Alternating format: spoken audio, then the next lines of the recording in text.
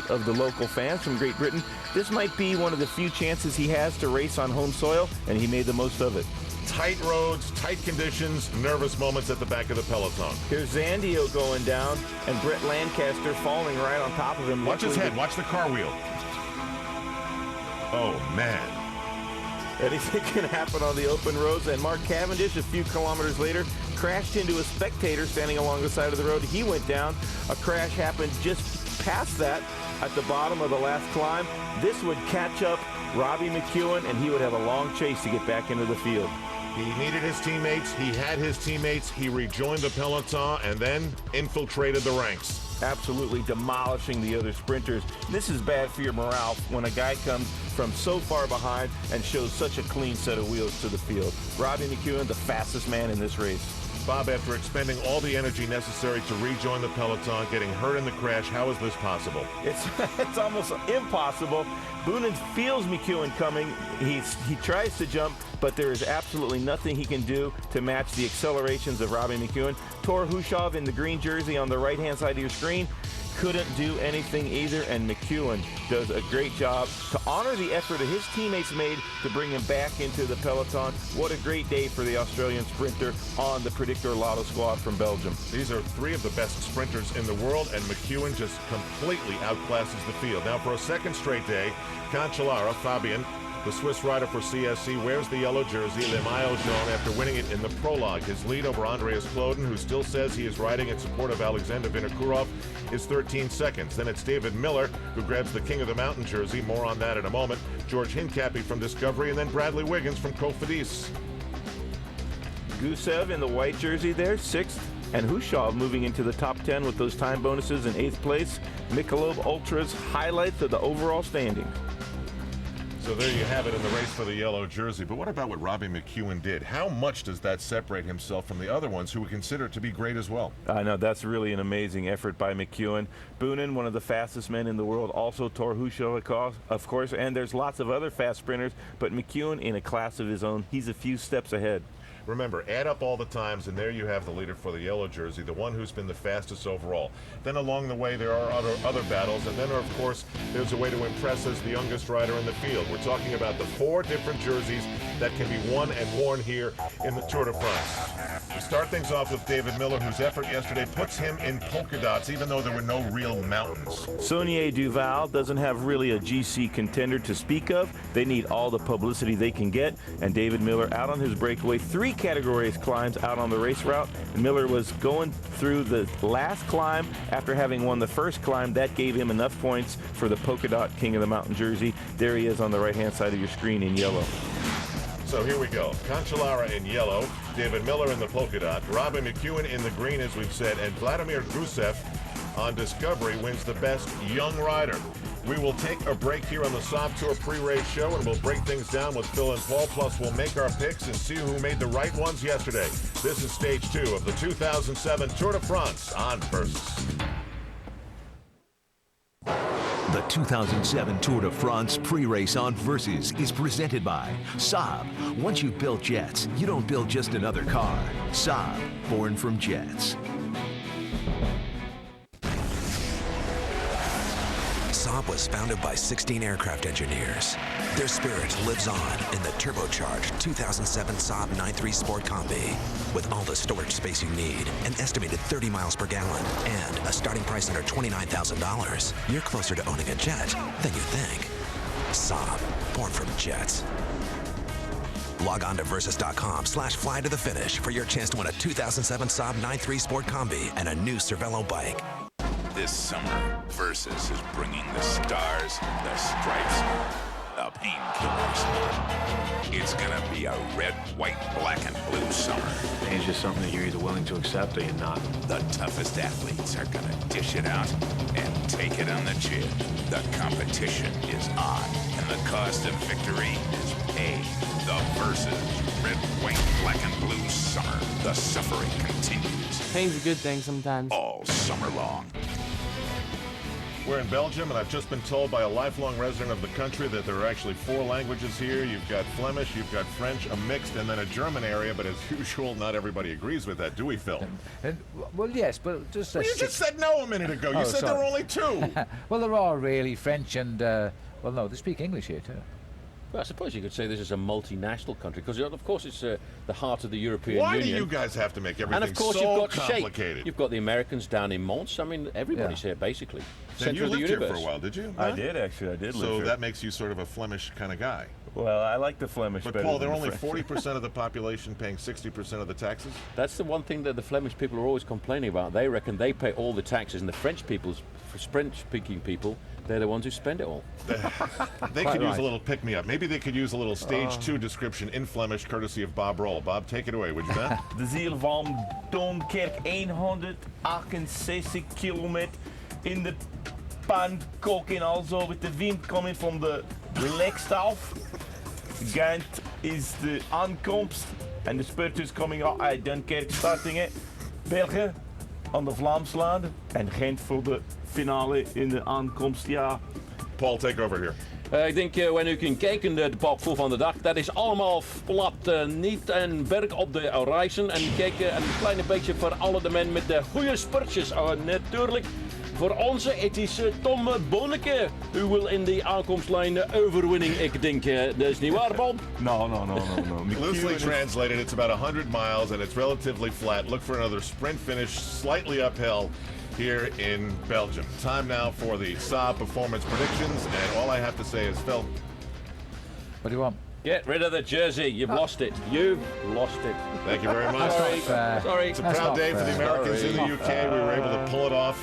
I'd have chosen Robbie McEwen. No, Robbie McEwen came through. I wasn't feeling very good about it for a while, but he wins it for me. Phil Liggett is now a point behind, saying earlier before the show that he's lost now. After just one stage, it's over for him.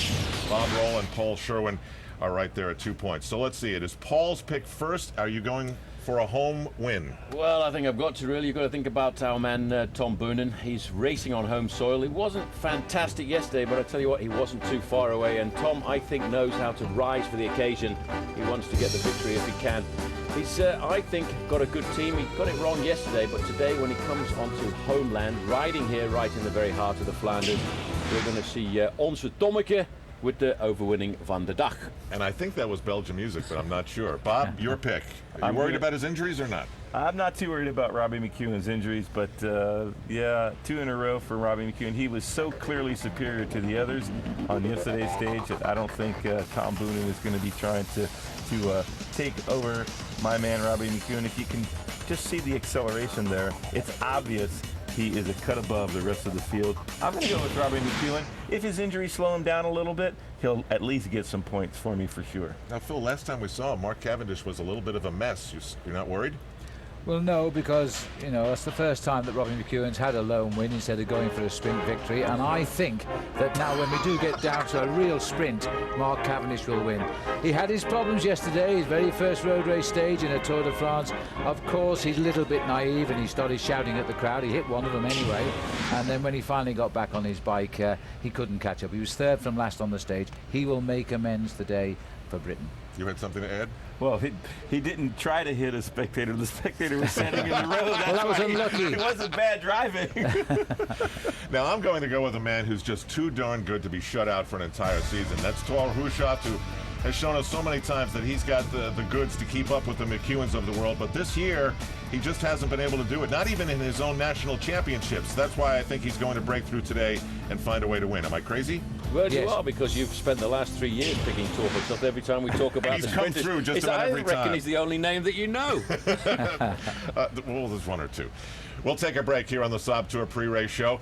When we come back, Phil and Paul will have the call of Stage 2. Does the weather impact things or not? It will finish relatively flat. The sprinters look to star again in Stage 2 as the 2007 Tour de France is now well underway. On Versus. The 2007 Tour de France pre-race on Versus is presented by Saab. Once you've built jets, you don't build just another car. Saab, born from jets. At the wind tunnel, you usually see finished products and marketing types. At Cervelo, we take engineers and prototypes. Building a better bike is what Cervelo is all about. She played golf in college, and our first date we went to the driving range. She was making me look bad. So then we went to the batting cages, and then later that night we were playing pool, and then actually flew in town for a football game. I guess late night dates, we would go up and play basketball at like 11 o'clock and go shoot some hoops. And we've done lots of sporting events together, and there is hope. There is hope. Experience for yourself the magic and joy of true compatibility. eHarmony.com. Log on today. Meet Rod Kimball. Get ready to meet your maker. Oh, we hadn't even started yet. No one took him seriously. You're a kid. I'm a man, okay? But on August 3rd, I had a great idea. he's finding a way. We're gonna jump 15 buses. This demands that I be in top physical condition. Sweet. To earn some respect. You're the bravest guy I know. Do we reinforce the takeoff ramp? No, we didn't have time. Hot Rod, rated PG-13. When you take it off, you're gonna like what you see. Scotch Blue Painter's tapes. Yeah, when you take it off, you're gonna like what you see. Goes on easy, comes off clean, leaving professional paint lines. Looking good, you got to agree. Scotch Blue Painter's tapes for delicate or multi-surfaces. Go on, take it off. People are smart. And when it comes to home loans, they don't want smoke and mirrors. They want a smart rate. Like our 30-year fixed mortgage around 6 1/8%. Call 1-800-DITEC-1 now to get a loan without being sawed in half. DITEC. People are smart. Here are 7 great reasons to visit Subway restaurants this week. Monday, Tuesday, Wednesday, Thursday, Friday, Saturday, Sunday. It's the $2.79 daily specials from Subway restaurants. A different, fresh, delicious regular 6-inch Subway sub each day for only $2.79. And to make your daily special even more special, make it a fresh value meal with a drink and your favorite Frito-Lay chips. The $2.79 daily special from Subway restaurants for a limited time. So hurry in and have a great week. Honey, Rock Bottom's Backyard Barbecue, and they're tapping that beer you love. American Dream Ale.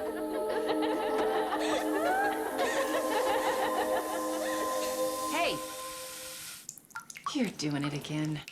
It's Rock Bottom's Backyard Barbecue, featuring American Dream Ale. Build your own ultimate backyard burger. The crisp, delicious Waldorf wedge. Our juicy 20-ounce T-bone, plus choose your favorite picnic side. Grilled food and chilled beers. Now that's a barbecue. On came the Fast and the Furious. Oh, it's been a crash. I need to know right now, where is Robbie McEwen? After coming back from the depths of despair, sprint favourite Robbie McEwen racked up another magnificent win to add to his ongoing list of Tour victories. Today, injury permitting, he will for sure want to make it 2 for 2 as we pedal across Belgium. McEwen's home from home. That means it's personal, and the rest of the sprinters who were foiled by the Aussie yesterday will have to dig especially deep today. Will they have a chance at sweet revenge?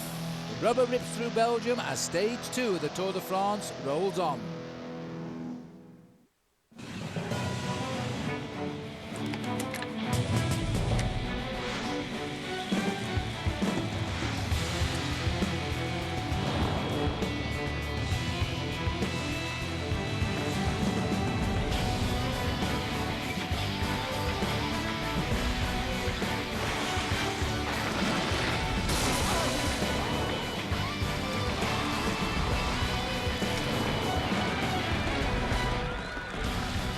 After a wonderful 2 days of cycling on British roads, the riders now briefly touch France and then go into Belgium now as the Tour de France continues. A long ride of 169 kilometres. The sun of Britain could be replaced, but not only by the enthusiasm of the Belgian people, but by the rain clouds as well. But we're certain of a great day of racing to equal the wonderful start that this Tour de France has had already.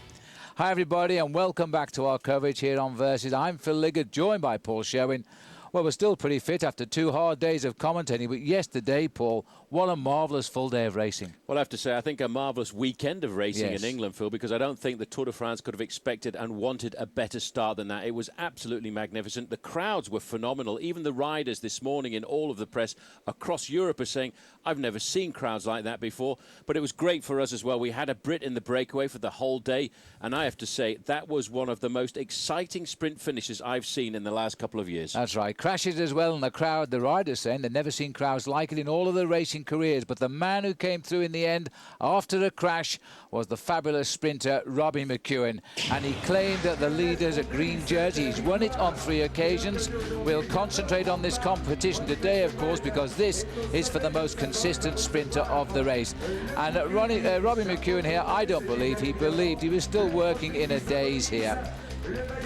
So let's have a look then how Robbie is in the standings now in this green jersey competition. There he is. He's got 35 points gathered yesterday. Hushovd in second place got 30. Tom Boonen, he'll be a big man today, Paul, with 26. He certainly will be a big man. A little bit disappointed by Tom Boonen, but out on the road today, there are 3 intermediate sprint points at Bozinga, Westender and Arzela, and there the riders across the line can get 6, 4 and 2 points. But of course, naturally, the big points on the finish line from 1st to 5th, 35, 30, 26, 24 and 22 points, going down to a single point for 25th place. I tell you what, Tom Boonen today, Phil, he's got to be my man.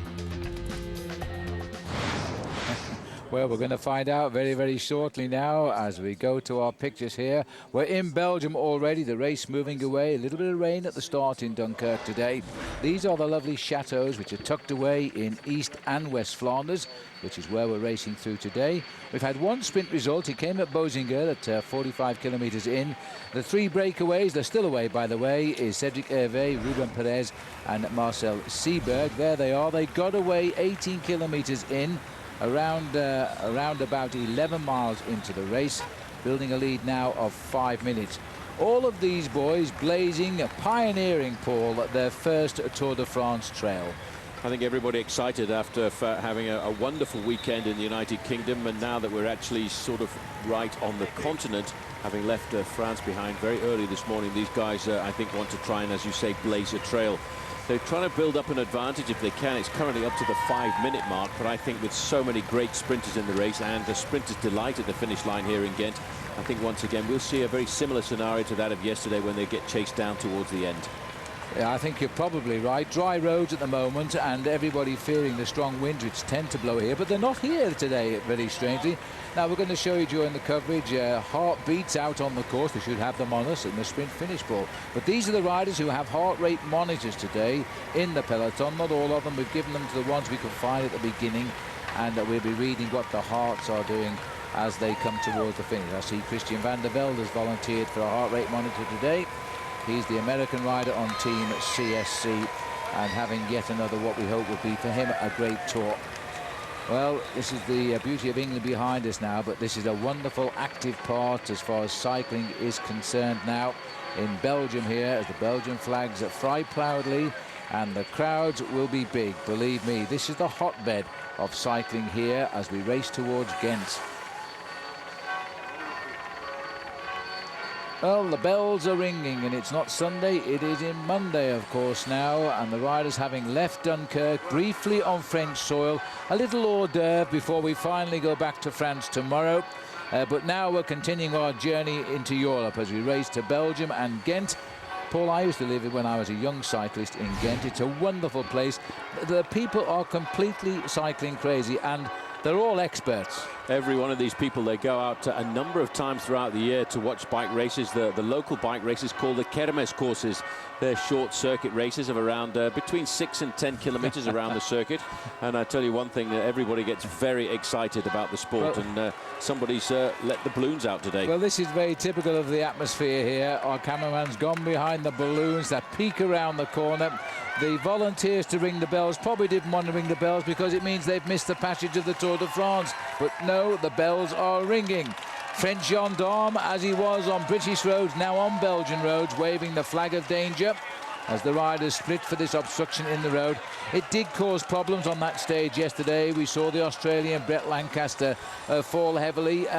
But what can you do? We want to keep this sport on the open highways. The roads were closed to perfection. You can't dig everything up and throw it all away just for an hour of the race. So it's something that the riders have to live with if the sport is to continue. But today, well, Paul, I think, well, not even a canal bridge we call a hill. There's just nothing on the road at all, which is great news for the British rider David Miller, who did so well yesterday to get an early lead in the King of the Mountains. Well, he doesn't have to worry about defending it at all today. And to quote a little bit of Flemish, I'd have to say today's stage is very much like a pannenkoeken. Pancake. Which is exactly. Well done, or to Phil. the Americans, a flapjack. A flapjack, completely flat out on the course today. Very flat indeed. Nothing to worry about. Typical Flemish race, and I think that's the onus of the word today, because the Flemish riders today are going to be super motivated. And the man who will be more motivated than anybody else, of course, is Tom Boonen. A little bit disappointed, I think, in his sprint yesterday, but nobody could do anything at all against that great sprint of Robbie McEwen.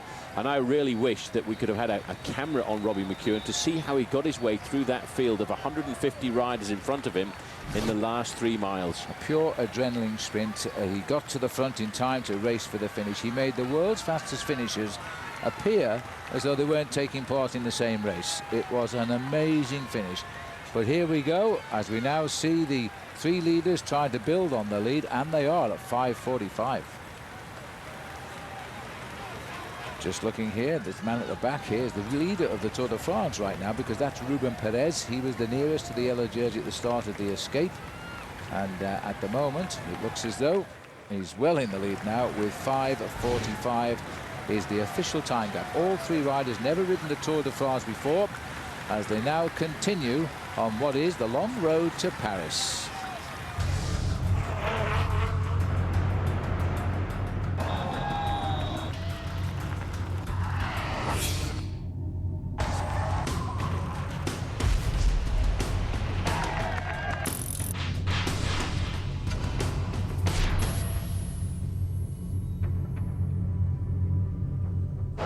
The 2007 Tour de France on Versus is brought to you by Visa. Go on, live life, and remember that no matter what it takes, life takes Visa.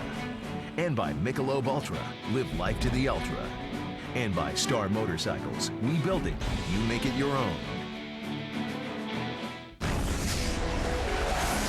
Saab was founded by 16 aircraft engineers. Their spirit lives on in the turbocharged 2007 Saab 9.3 Sport Combi.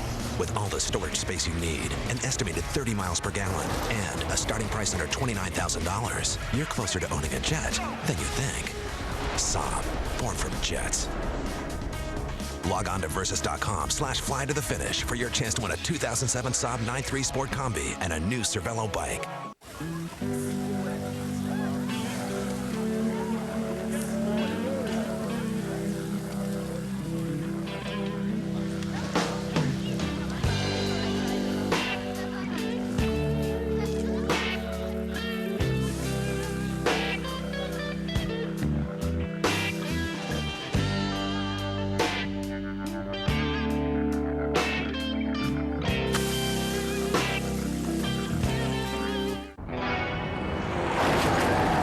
Agent, we have your next mission. Thanks, boss, but my car's pretty dead right now. When can you get back on the road? Hey, I'll show you. When Esurance policyholders get their cars repaired at one of Esurance's certified body shops, they can monitor repairs online 24/7. It's like watching your car come back to life. I'll be back on the road in no time. Make it your mission to save on hassle-free auto insurance. Visit Esurance.com today. It doesn't matter how fast you are, or how hard you've trained, or how hard you hit me.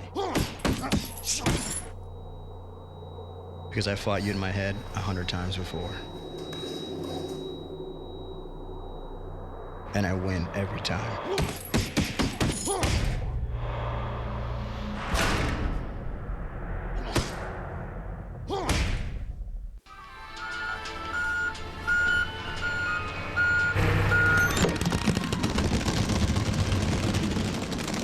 When it comes to choosing a motor oil, there are hundreds of choices. When it comes to choosing a filter, there's only one. Go to Fram.com to get $5 off your favorite oil and Fram filter. And see for yourself why Fram is America's #1 oil filter. It's not just another oil change, it's a Fram oil change. Can I take my break now? Can I help you? I'm interested in getting one. Sorry. Hi, honey. How much are they there? These are really quiet, I think. So, sorry. Excuse me. How much are they there? Shut up. Billy. Yes, how much is it there? At Lowe's, you'll always get the best price around with our everyday low price guarantee. I'll take them. Find a better price on anything we sell, and we'll match it plus take an additional 10% off. How much is it there? Trust me, just buy it. Thanks. Lowe's. Let's build something together. Use your Lowe's consumer card and pay nothing for 6 months on appliance purchases of $299 or more.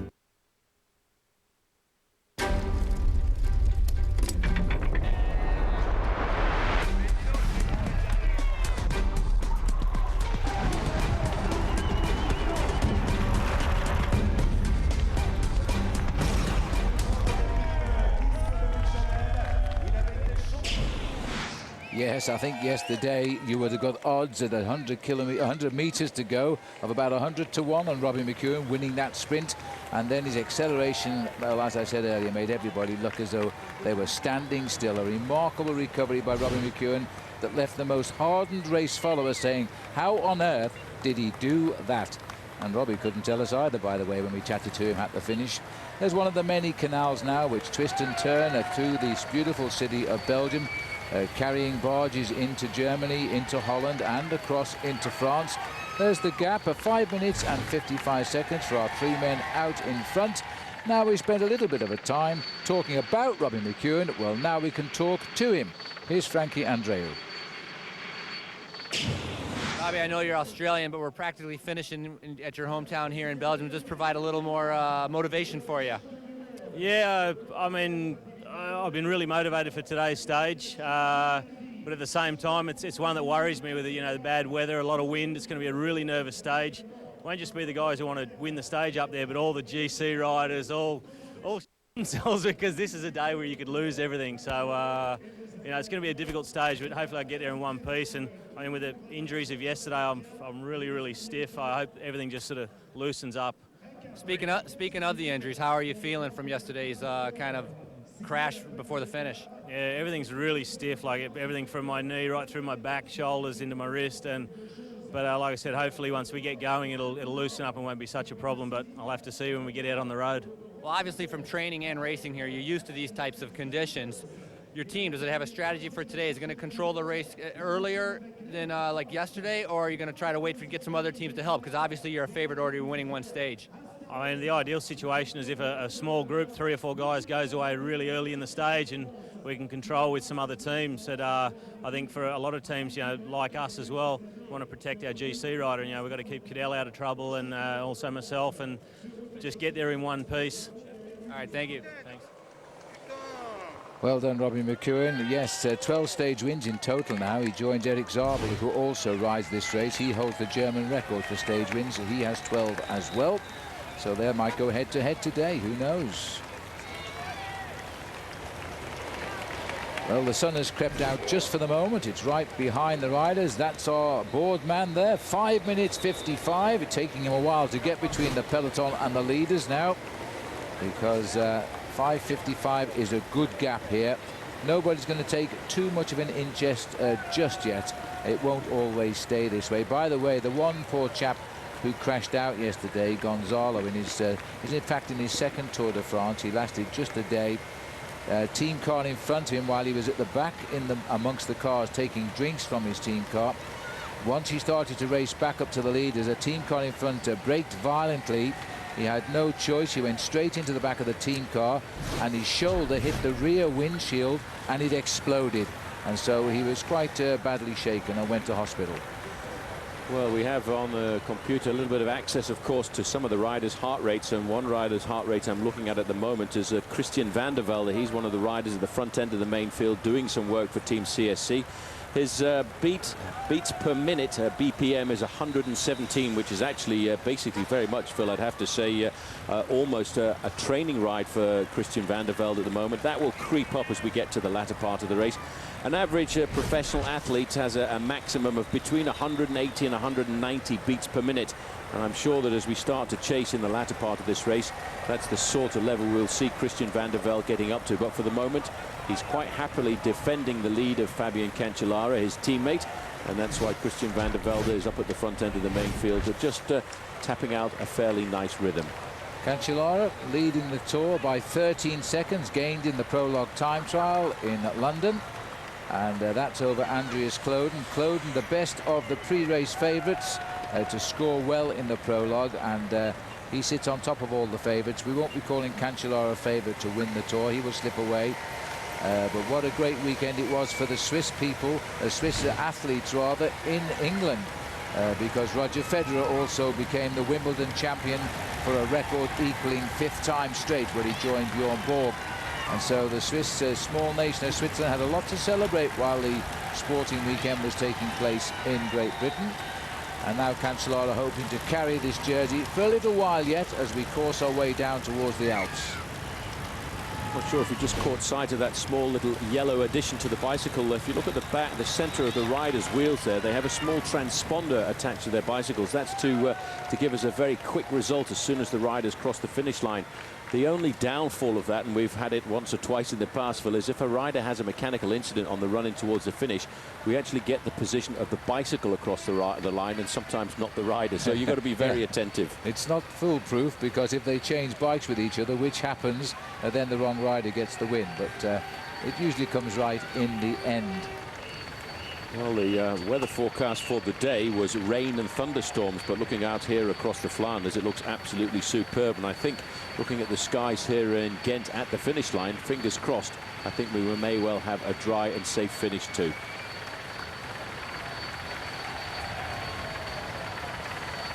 Looking at the latest gap there, 5 minutes 40. We're looking at the plains of Flanders here, beginning in the west and racing across to the east. We're on roads in the early stages of the daily classic, like the Tour of Flanders, Ghent-Wevelgem. We're not going into the little bergs at all.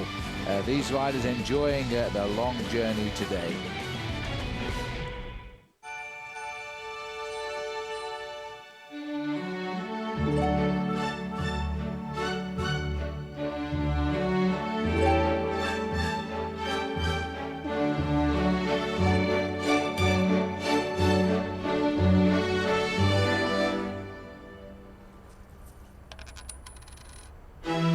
Visa Payway. Now there are more places and more ways to pay. Faster. Life takes Visa.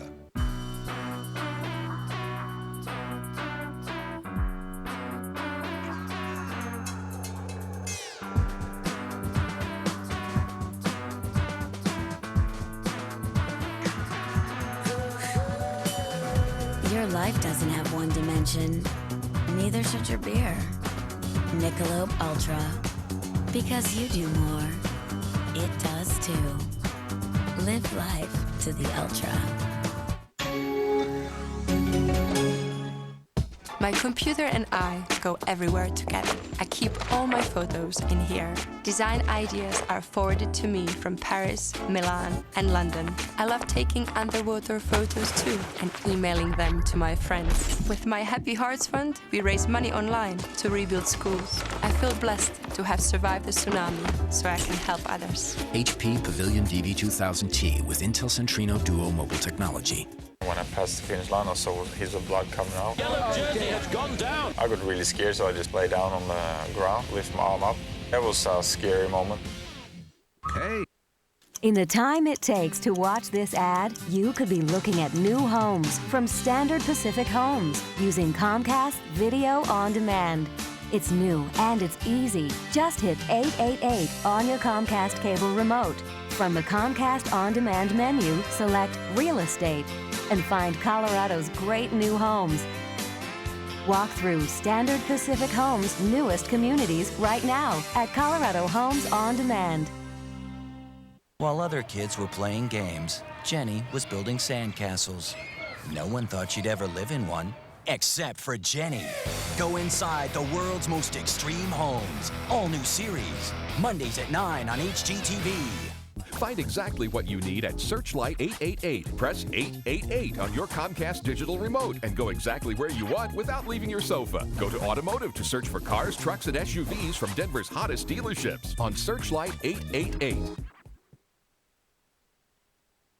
Business. Searching for the next mixed martial arts badass. All new episodes of the original series from the producer of American Chopper and The Ultimate Fighter. Where you live, baby? Tap Out. Wednesdays beginning August 1st on Versus.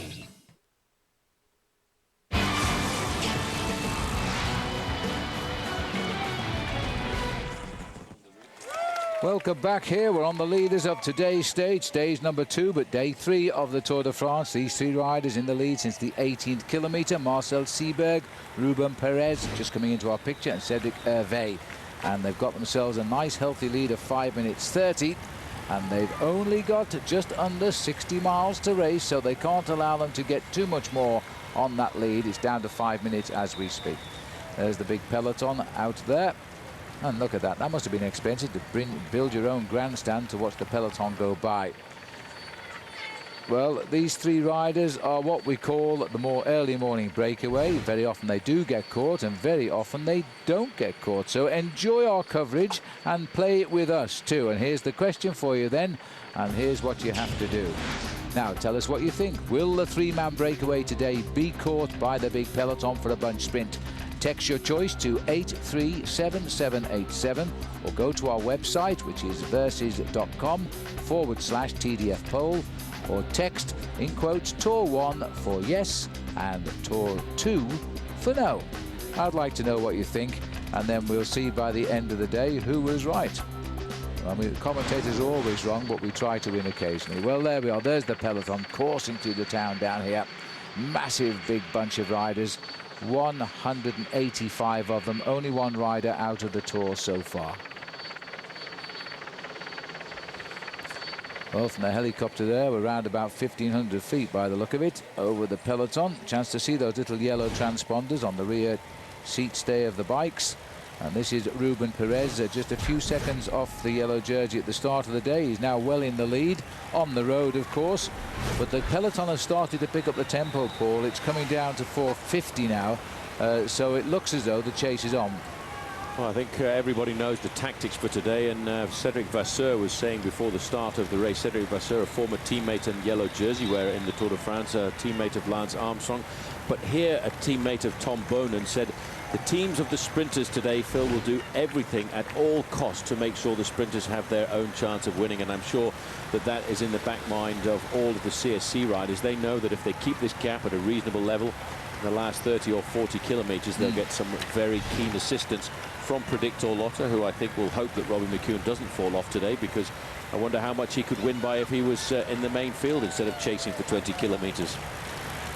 Yeah, I absolutely agree. Well, any one of these riders surviving to the finish, it would be a brilliant payday for them. They're all in their first Tour de France.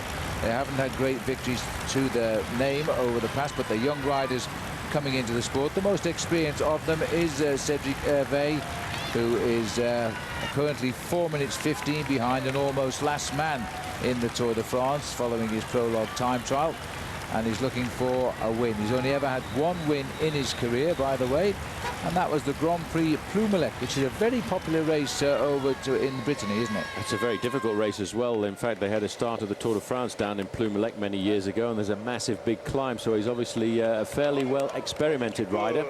Looking at the front end of the main field, though, there's no panic at all on board for Team CSC. And in fact, Fabian Cancellara here, I think, very much enjoying his second day on the road in the yellow jersey. And I'm fairly certain, looking at the time gaps that he's got, Phil, over everybody else in the first sprint to Thor Hushovd, he's probably going to keep that yellow jersey for another day. Tomorrow might be a different story, because all of a sudden the sprinters, I think, will start to breathe down his neck. That's interesting, that, but he's got to watch the sprinters, because they do get these small bonus awards as well as points for that green jersey competition. So there'll be 20 seconds, 12 and 8 for the first 3 riders home today. All the little sprints get 6, 4, 2. So they've got to watch him. Yep, and as we look down here now, there's the float, almost a complete tour caravan down there. What a beautiful sight it is. It's the cameras that make it look as though everybody's up behind each other. There's a little bit of a gap there.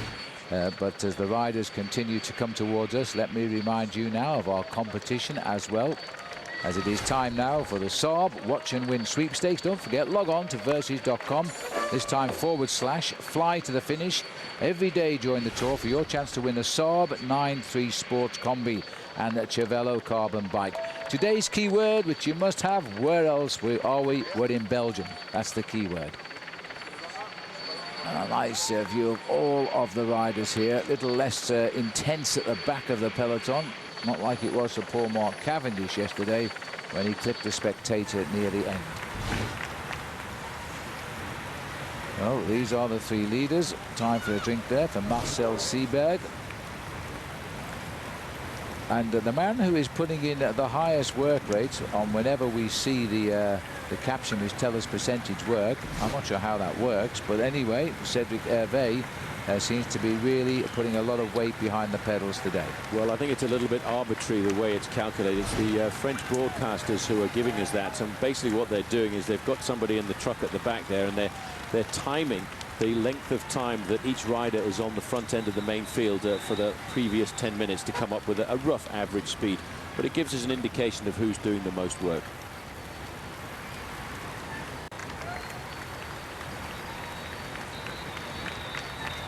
Okay, well, as we look across the fields of Belgium, you can see what we mean when we talk about it. It had the weather. It did rain heavily both at the start, just before the riders went, and also here at the finishing line. Now, if that rain does come, you can see how unpleasant it will be in these wide open stretches of wasteland. Not really wasteland, but you know what I mean. As the wind sweeps the rain across them, then it's going to be a tough one. We'll take another quick break. Rejoin us on the route to Tour de France to Ghent.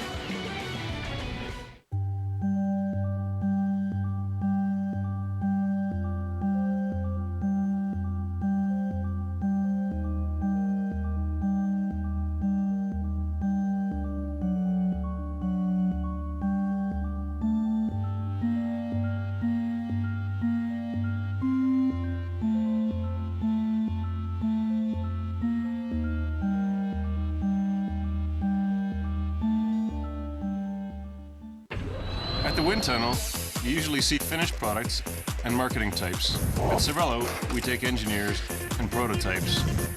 Building a better bike is what Cervelo is all about.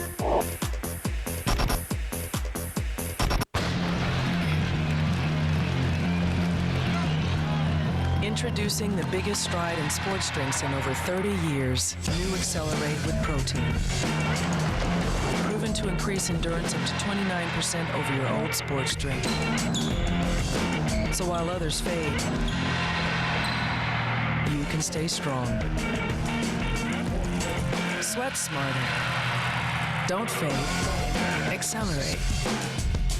People are smart. They know less money sunk into their mortgage means more in their pocket. With our Sleep Easy loan, you get a fixed rate for the life of the loan, no negative amortization, and you can borrow $200,000 for about $9.99 a month. Call 1-800-DITEC-1. DITEC. People are smart. It was known as the Tour of Chaos. This year, who'll get it back on track?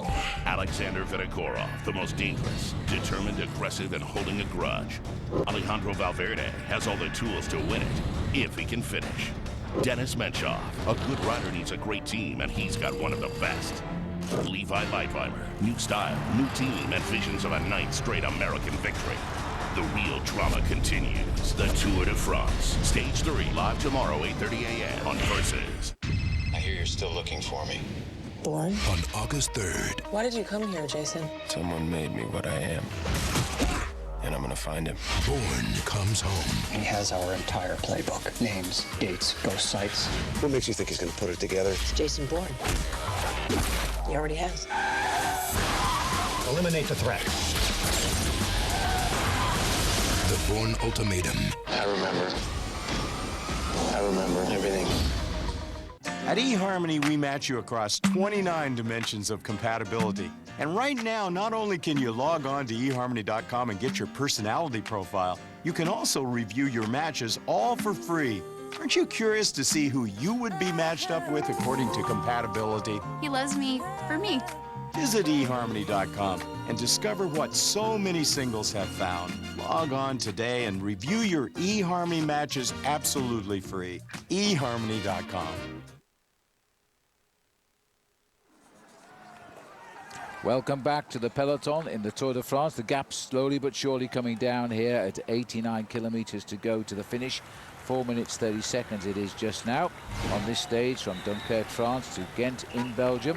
3 riders having been away since just about 12 miles into the stage today. As we look down here at, well, it's the sad mark of the world wars, but these are the cemeteries here, and the Belgians never forgot the great world wars here when the Canadians, the Americans and the British came into this part of the world to fend off the Germans. And those immaculately kept cemeteries are still well remembered here and well visited. But this is now the Tour de France, a sporting conflict of the nicest kind, and 3 riders out front: Ruben Perez, Cedric Hervé and Marcel Seeberg. The lead is slowly coming down, but it's not coming down terribly quickly just yet. But clearly now, on what is a comparatively short stage today, after the long ride to Canterbury in Britain yesterday, they will start to chase, I think, a little bit earlier. Well, don't forget yesterday, Mark Cavendish was the boy who had a pretty rough day yesterday. He was the British favourite in his first tour to win the stage, but he had a bit of a collision with a spectator, apparently. This is the result. He was left behind. Instead of winning, it was about a third to last when he crossed the line. Well, now we can catch up with Craig Hummer, who had a chat with Mark Cavendish to discuss this very problem. Mark, again, yesterday was not the day I think you wanted to end your final day in Britain, but take me through exactly what happened towards the end of stage 1 and more specifically the mechanical problems. Oh, you know, I was moving up the bunch with 20k to go up the final climb, you know, moving up to get ready for the sprint, and just unfortunate, it was the side of the road and there was a spectator stood too far on the road, and I happened to hit the spectator and came straight down. I couldn't get my bike sorted, the chain was in a mess, the bars were in a mess, and yeah, by the time I got back on it and up the road to change my bike, I managed to change my bike, but then, you know, it was too far that was too far down to get back on then, you know. Safe to say it was a disappointing day for you, but how much can you use that as motivation for today? Oh, a lot, you know. It would have been lovely to have done something for the fans in England, you know, but yeah, obviously it makes me more hungry to get another stage win. You've shown great form so far this season, specifically at 4 days at Dunkirk, so you know this weather, you know this area. How much of a different mindset is it when you go into weather and conditions like this? Oh, you know, for me, I really like it, you know. There's a lot of other riders who don't like it, so that plays in my favour, you know. I'm a little bit kamikaze on the bike, so when things are bad condition, rain and that, it just gives me that extra advantage. Good luck today. Thank you very much, thank you. Now that's Mark Cavendish. He comes from a tough part of the world where cycling is very high profile, the Isle of Man and the northwest of Britain. And I think he'll be trying to get up there. And he has beaten Robbie McEwen and Eric Zabel once this year in a major race in this country, the Schelde Prize.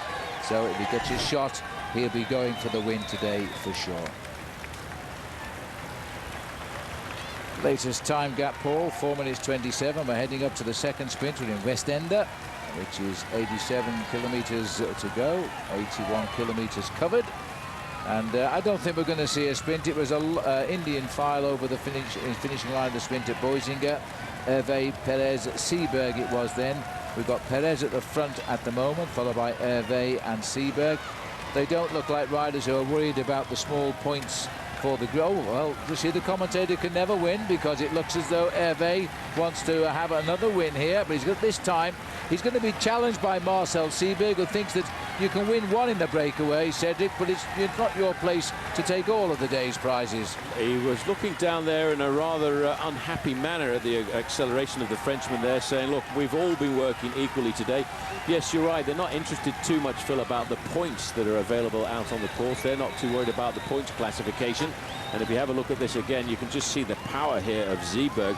He waits for a moment. Now look at this, he's got that big gear turning over, comes up alongside, looks at the Frenchman as if to say, sorry mate, I'm going to have this one, thank you very much, and he will take home a few euros in his back pocket. That was a case of being put in your place by another professional rider. It's not the sporting code to take all the prizes when 3 riders in the breakaway. It should in fact be shared amongst the riders. The common enemy is the Peloton. The prize €800, over $1,000 US, by the way, and so it's not a mean prize at all. And Seberg wouldn't have contested that if they hadn't have made the move, but he wasn't to let him win too. Well, no, he was obviously not very happy, and it's a sort of an agreement, an unofficial agreement you have out on a road like that, on a breakaway situation. If nobody's going to profit from the situation, then you pretty much share out the prizes, because what you need to do as you share out the prizes is share the pacemaking. This is the monument here to King Albert the First, which was built in 1938, by the way, and it pays tribute to the sovereign, represented by an equestrian statue, and to the numerous victims of World War I. We saw the cemeteries around this area earlier on. Well, back to the Tour itself. The crowds are as big here as they were in England yesterday, heading down to Canterbury. The riders telling us they'd never seen crowds like that ever in a cycle race before. Well, the roads, unfortunately, were a bit narrow, Paul. The crowds narrowed them down a bit, and we did get one or two fallers, but basically it was tremendously successful racing on British roads, that's for sure, yesterday. So 4 minutes 27 is the gap. 85 kilometers to go. They've got to work a bit hard to bring this together. They don't want to shut it down too late today. These boys are thinking they might have a chance. There's the man who's in trouble with the boys in the break at the moment, but they're continuing toward the finish.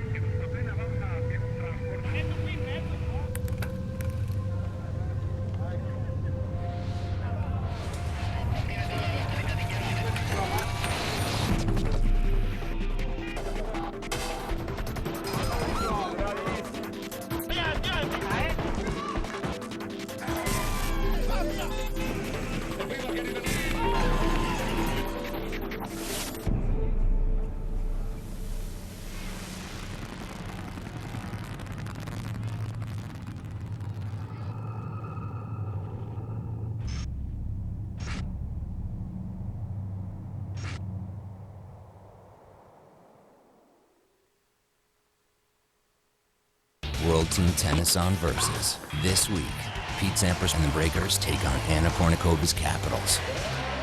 Sunday at 11:30 on Versus. I need it.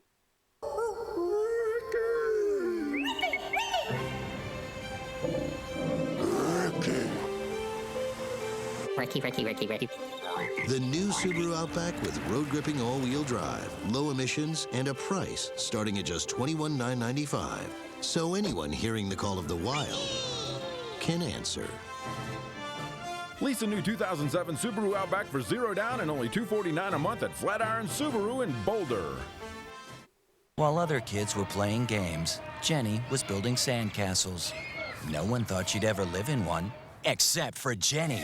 Go inside the world's most extreme homes. All new series. Mondays at 9 on HGTV. Find exactly what you need at Searchlight 888. Press 888 on your Comcast digital remote and go exactly where you want without leaving your sofa. Go to Automotive to search for cars, trucks, and SUVs from Denver's hottest dealerships on Searchlight 888. Coming to France for one reason. He's still got fight in him. To sprint, climb, sweat, bleed, fight to be the one pure champion. The real drama continues. The Tour de France. Stage 3, live tomorrow, 8:30 a.m. on Versus.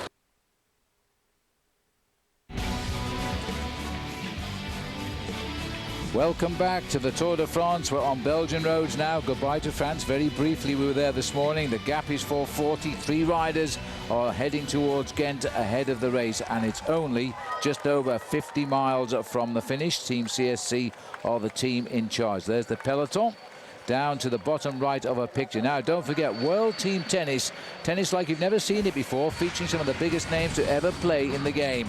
Versus serves up the WTT starting Sunday at 11:30 a.m. when tennis great Pete Sampras leads his Newport Beach Breakers into action against the Sacramento Capitals. World Team Tennis all summer long right here on Versus. Enjoy the tennis and enjoy the Tour de France here as the riders. There's the North Sea, there's the Normandy beaches. Well, they're not quite Normandy beaches. These are the French beaches around Calais and Ostend, between France and Belgium, barren as they are. Well, as we look here at the beaches here, Paul, round the back of Ostende, because the riders now are turning their back on the sea and heading inland, racing towards Ghent. The Côte d'Opale, it is known at, around Dunkirk, and this stretch of the coast, which is the Opal Coast. We learned all about that, Paul, when the race actually made its grand départ from Dunkirk, where it was Christophe Moreau winning the prologue there. And if you remember back to that prologue time trial, Lance Armstrong finished up in the top 3 on that occasion. David Miller, the man who was in the breakaway yesterday, was looking to vie and try and win that prologue time trial. We were waiting on the finish line for him to arrive.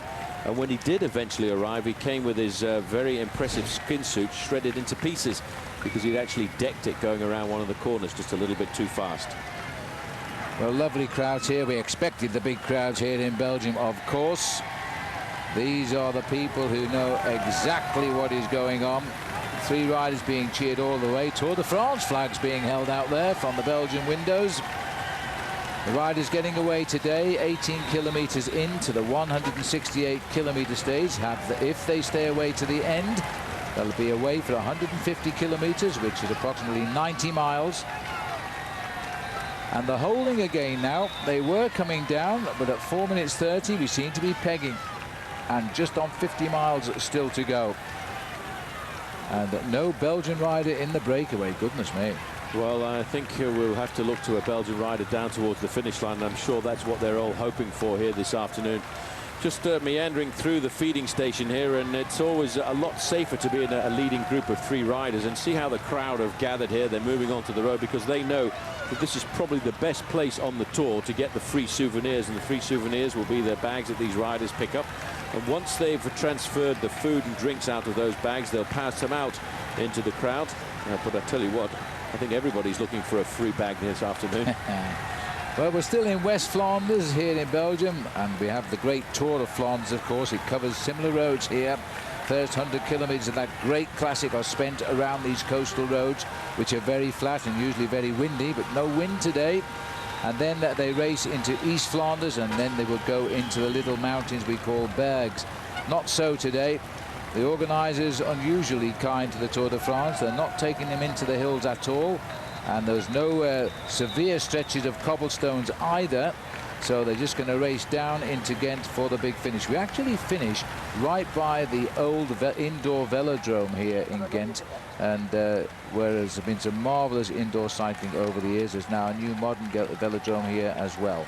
Well, strange listening to 2 of the riders talking before the start line this morning, Phil. Eric Zabel said, I wish they had taken it over the cobbles of some of the climbs in Flanders, because that would have given me more of a chance. Tom Boonen, on the other hand, who we know is a good climber of those little bergs of Belgium, said, no, I don't think it's right to take the Tour de France over those.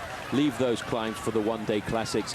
Again, a little bit of a chance to check on the heart rates of 1 or 2 of the riders. And Egoy Martinez, by the way, is riding along here with a heart rate of only 100 beats a minute. I'd have to say he's having a rather nice ride this afternoon. The young Frenchman, though, on the AG2R team, Romain Felou, who was in fact in the top 5 yesterday, his heart rate is crashing up there at 151 beats a minute. So he's already starting to feel a little bit of the pressure, Phil, of the 3rd day of racing at the Tour. Well, Felou is in his first Tour de France. A lot of that might be nerves in a big peloton. Very tense, knows the pressure's on him. He is French, of course. French have never won this race since 1985, when Bernard Hinault won the last of his 5 races. And I guess he'll have to... and I think Felou, he was up in the sprint yesterday, and he said, oh, this sprinting's not so bad. So he's obviously going to have another go tomorrow, or maybe even today. We're in France tomorrow for the big finish. We'll stay with the Tour de France. You stay with us. And let's have a look at our Saab Afterburner report. This is the one. What else could it be? The big finish yesterday. Well, look in this now. The lead out here was by Robbie Hunter. I thought he made the right move, and then came this run by Robbie McEwen. Well, the reaction from Thor Hushovd on the right, that's Felou, by the way, on the far right, and also Tom Boonen. They never had a chance, did they? Absolutely fabulous. Well, that's today's Saab Afterburner report. Robbie McEwen, the man.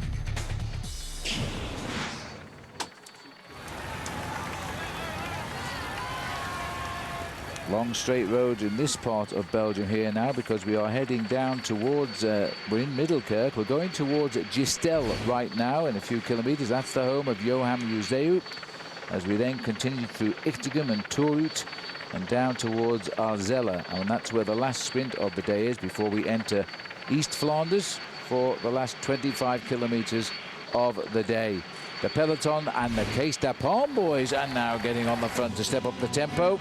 Watch that time gap tumble. It's down to 4:20. Things are getting heated up here in Belgium. We'll see you soon. Sono Paolo Bettini, sono campione del mondo e campione olimpico. Chiedo il massimo dalla mia bicicletta. Voglio che sia ripida, leggera, bella e precisa, ma più di tutto che sia veloce.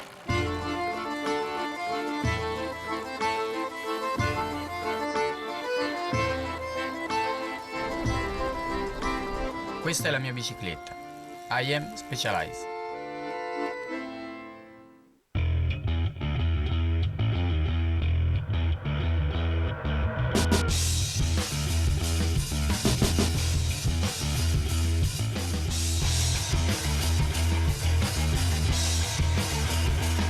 With 18 unique Star motorcycles, there's no limit to how far you can go. We build it. You make it your own. Exclusively at your Yamaha dealer. Now get payments from $69 a month plus up to $1,000 cash back. I'm Roger Teeter, and I want to tell you about something that's literally changed my life. By my early 40s, I'd wrecked my back. On worst days, I couldn't get out of bed. I tried everything to find relief. Nothing really worked. And then I found inversion. While inverted, your body weight creates traction that lengthens the spine, decompresses the discs, and provides natural realignment. Call now to take advantage of our 30-day risk-free trial for just $14.95. Through a regular program of inversion, I've found relief for my back pain. I've been able to maintain youthful flexibility in my joints, and I've experienced additional benefits. Relief of stress, better circulation, and improved posture. No lower backache, no pain. For 5 minutes, you feel great. For a limited time, try Teeter Hang-Ups risk-free 30 days for just $14.95. Call now to order, and you'll receive a free gift that's yours to keep. Discover why over 1 million people worldwide have put their trust in Teeter Hang-Ups. This summer, Versus is bringing the stars, the stripes, the painkillers. It's gonna be a red, white, black, and blue summer. It's just something that you're either willing to accept or you're not. The toughest athletes are gonna dish it out and take it on the chin. The competition is on, and the cost of victory is paid. The Versus red, white, black, and blue summer. The suffering continues. Pain's a good thing sometimes. All summer long.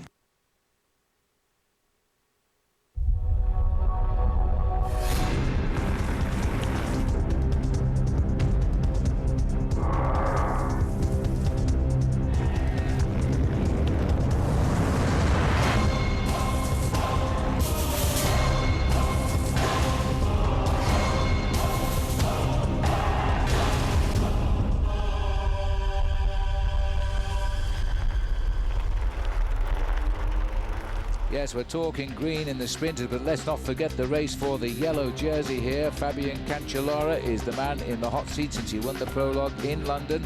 Andreas Kloten 13. Miller is up to third after yesterday. George Hincapie, best American, in fourth. Bradley Wiggins there in fifth. Let's have a look further down here. Vladimir Gusev, best young rider on the American Team Discovery Channel. Thor Hushovd second yesterday. The bonus brought him up into 8th place. Thomas Dekker completing there the top 10. Let's have a look where all of the other Americans are. Leipheimer, big favourite, only 40 seconds off yellow in 28. Chris Horner, he'll improve. He's 69th at the moment. Christian van der Velde, his work cut out to help Cancellara. Freddie Rodriguez, his work cut out to help Robbie McEwen. And Dave Zabriskie, we're not sure how well he'll go, but I reckon good. These are the riders on today's stage now, all in one big pack. We've lost one rider yesterday. Tragedy, really, for Gonzalo of Spain. Hit the back of a team car and broke the window and went to hospital. He'll be out for 3 weeks, apparently. He was brought over from the hospital in England to a hospital in northern France overnight. He'll recover, though. He's not seriously injured. That's what's important. 4 minutes 10, slowly coming down for sure now. Well, just looking at the face there, I think it's Christian van der Velde trying to have lunch. Not easy. It's not easy, and I suppose it brings a whole new meaning, doesn't it, to fast food. But we have got a chance to check the heart rate of Christian van der Velde, and an indication that he's done a little bit of work today, because his heart rate is up around about 149 beats a minute, and that's getting up to being about 3/4 of his maximum of 185. Bad time check, I think, for these 3 riders, Phil, because having got to a maximum of 5 minutes and 55 seconds, the official gap now is down to the 4-minute mark. Even though they look like they're going fairly fast, in the main field behind, they know they can pull these 3 riders back at almost any time they wish. It's almost like having a fish on the end of a line. Well, this isn't what these 3 riders are thinking. They're determined to keep going just now. They're heading down to Artzella eventually at 28 kilometers to go. So they've got about 46 kilometers or so to get there before they have the 3rd and final points bonus sprint of the day. I don't think they'll make it. That gap now down to 4 minutes. These long straight roads and the beautiful canal there. If you're ever in Belgium with your bicycle, by the way, this country, the law says you must always use the cycle paths where they are instituted. In the country roads, of course, they're not always there. But you can always ride around Belgium on beautiful roads which are closed to motor cars most of the time, and ride your bike down the canals. And this is what a lot of the cyclists do here when they go training. They simply follow the canal routes and enjoy a very quiet and peaceful session. Well, as you mentioned that, Phil, as the riders got down to Ypres just a little bit earlier on, they actually turned back up towards the coast. If they'd continued going towards the south, there's a beautiful area down there around the Kemmelberg called the Heuvelland, and there's some fantastic tiny little roads for riding around, and you can ride around for hours on end without hardly ever seeing a motor vehicle at all. And that's in the summertime, and especially on a day like this, I'm sure is absolutely full of cyclo-tourists enjoying a day out. That's right. Take the wrong turning, you might notice the registration numbers on the cars change, because you can slip actually into France. These days there are no border posts between the countries, because we're all now in the common unity here, and the monetary system is the same, the euro, as we've just found out, because the winner of the last sprint picked up 800 euros. Funnily enough, though, because the international body lives in Switzerland, where the Swiss franc still reigns strong, any fines the riders incur along the way is in Swiss francs. So they've got to wait to get a good exchange rate before they start paying the bill. Well, the average speeds that the riders have faced so far throughout the day, Phil, is 42.7 kilometers an hour, which is 26 kilometers an hour, which is certainly not very bad at all. That's very, very good today. 26.5 miles an hour, 42.7 kilometers an hour, 3 minutes and 40 seconds. It's coming down quite quickly now, and yet, as Paul has said, you are looking here at a breakaway that is really working well, and yet they are losing ground. And I hate to say it, but as our camera pans left there, the clouds are looking very dark. We've had quite a heavy rainstorm in squalls. They've gone away now, but when they do close in on the race, they are very, very heavy indeed. It is a tricky old sprint into Ghent. It's nothing untoward. It's not as wide as perhaps we'd like. Well barriered, but the riders who are going to concentrate on winning the stage must be at the front. And Paul, there is an incredible kick as they hit the line. It really is quite a difficult sprint finish. It's a pretty dodgy little kick. Most of the riders will know that, because where we're seated right now is actually the start of the famous Ghent-Wevelgem cycle race, so they'll all know this road, but it does kick up rather savagely at around about 300 meters to go, and if you get it wrong, you can absolutely and utterly mess up your sprints. But I'm sure that Tom Boonen has been to have a look at this. Just looking down there, that chap on the left of our picture trying to keep up with him. I thought he was going to go straight in the canal there. But those are the paths I was telling you about. You can ride for miles on those beautiful roads on the left of our picture. There he is. And get on with your training. And it really is a most pleasant country to train in. 3 minutes 35, the gap. Looking here at the rear of the peloton, 1 or 2 riders from the Case de Pan team, which is Alejandro Valverde's team.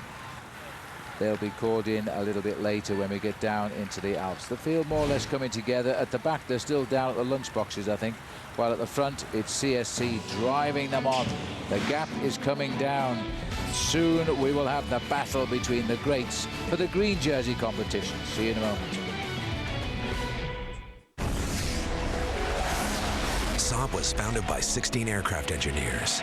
Their spirit lives on in the turbocharged 2007 Saab 9.3 Sport Combi.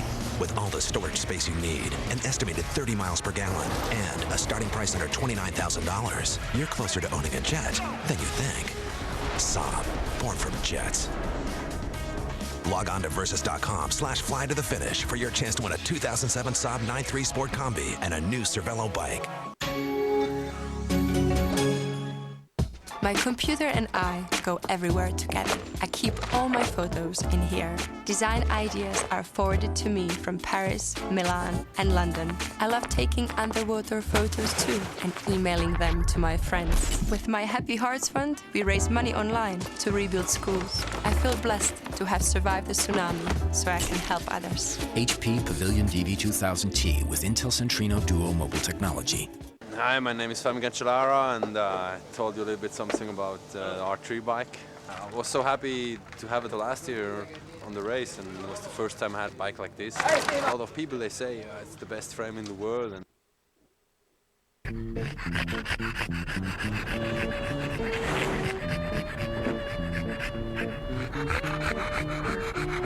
I heard that. We'll leave the light on for you. Bicycle Village, the ultimate bike shop. Bicycle Village has Colorado's largest selection of bikes, from tandems to trikes to top-end bikes. All the best brands and the largest selection. Over 1,000 bikes set up and ready to ride from the brands you want, like Trek, Specialized, Raleigh, Lightspeed, and more. Only Bicycle Village offers same-day bike service to get you back on your bike quicker. Plus lifetime tunes and an unbeatable performance guarantee on every bike we sell. And we always guarantee the lowest prices. Bicycle Village, the ultimate bike shop. Thanks to the Good Times 75-cent all-natural beef Bambino burger counter, we know exactly how many Bambino burgers we're selling, which is quite a few. What we don't know is how many individual customers that represents. Some buy 3-packs, some buy 5-packs. It could be there's just one of you out there eating all of these. If that's true, send us an email or something. You deserve a Good Times hat. Maybe a t-shirt. We're gonna be big.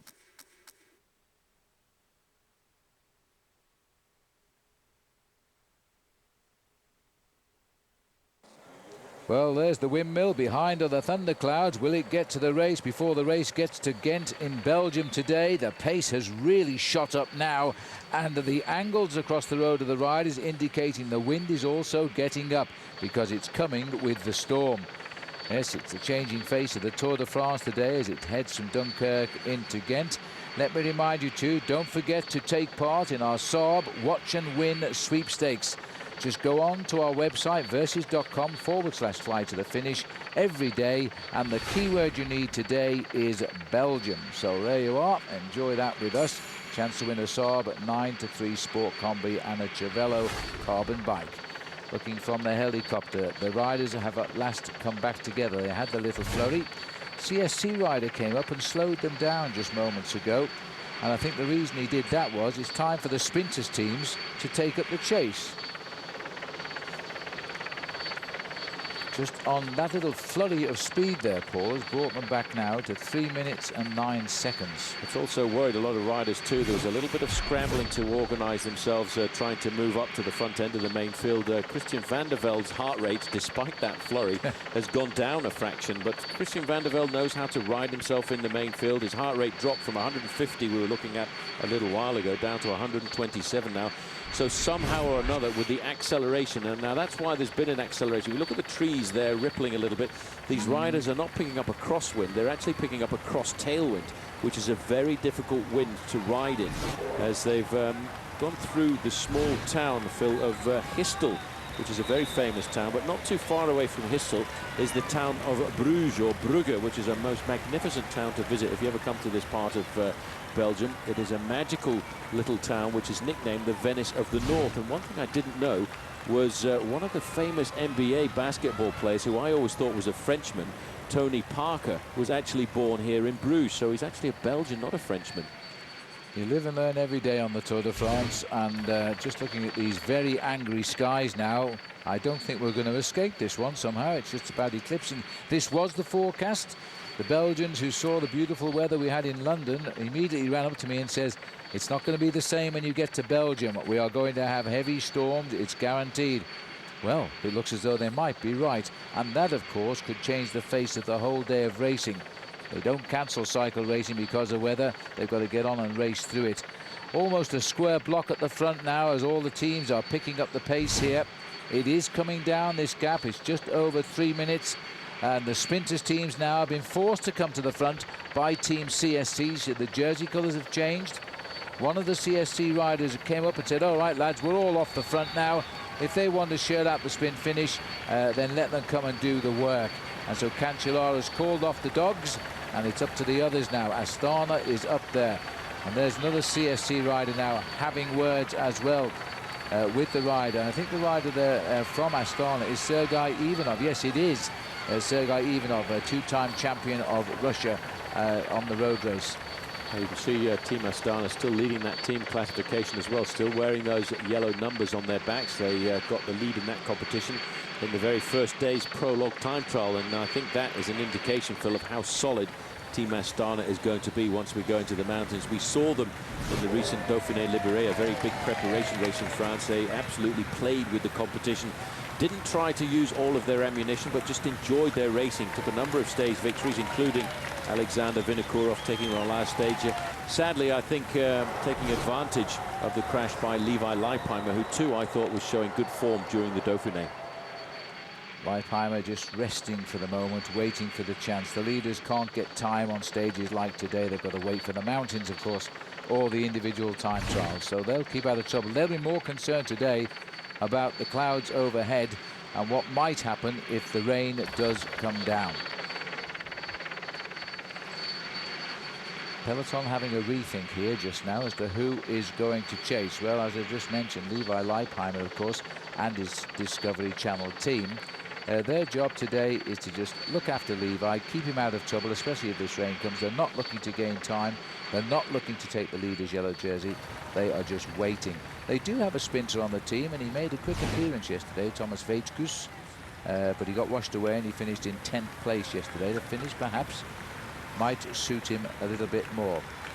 But the team itself, of course, a lot of new names on the team since Lance Armstrong moved out of the hot seat. We'll tell you a bit more about that when we come back after the break on Team Discovery Channel, because they will still very much be a team to be reckoned with. That is for sure. See you after the break. It's going to be interesting to see how it all pans out. I think it's safe to say that we have the strongest team in the Pro Tour.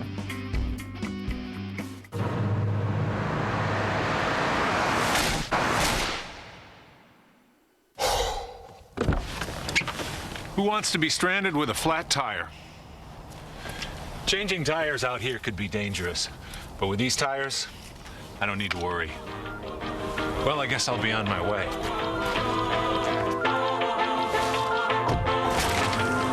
Bridgestone. Run flat tires.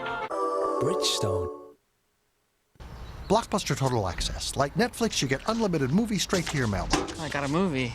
I can't wait to see that movie about the Queen. You mean this movie? My Place in a Few? Sure. But with Blockbuster Total Access, you can do something you can't do with Netflix. Exchange your movies for new ones right in the store. No extra charge, just in case you need them. Hi. Movies through the mail plus movies through the store. One low price. That's Blockbuster Total Access. Get a free trial at your Blockbuster store or blockbuster.com. When you take it off, you're gonna like what you see. Scotch Blue Painter's Tapes. Yeah, when you take it off, you're gonna like what you see. Goes on easy, comes off clean, leaving professional paint lines. Looking good, you got to agree. Scotch Blue Painter's Tapes for delicate or multi-surfaces. Go on, take it off. The first week of the tour is hectic. There's guys crashing all around you in dangerous corners. It's scary at times, but it's important to just stay focused. Everybody has a plan until you get hit. When some guy knees you in the face, You're not thinking about what your trainer told you. You're not thinking at all. All those hours you spent in the gym don't prepare you to fight. They prepare you to fight back.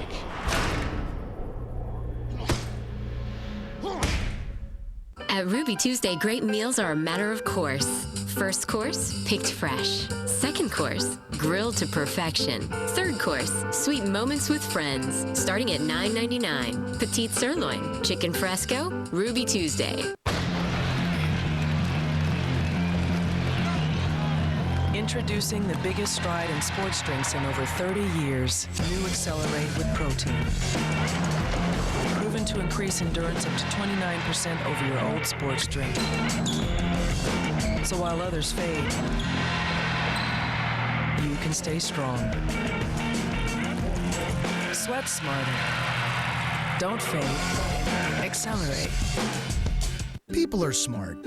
And when it comes to home loans, they don't want smoke and mirrors. They want a smart rate, like our 30-year fixed mortgage around 6 1/8%. Call 1-800-DITEC-1 now to get a loan without being sawed in half. DITEC. People are smart.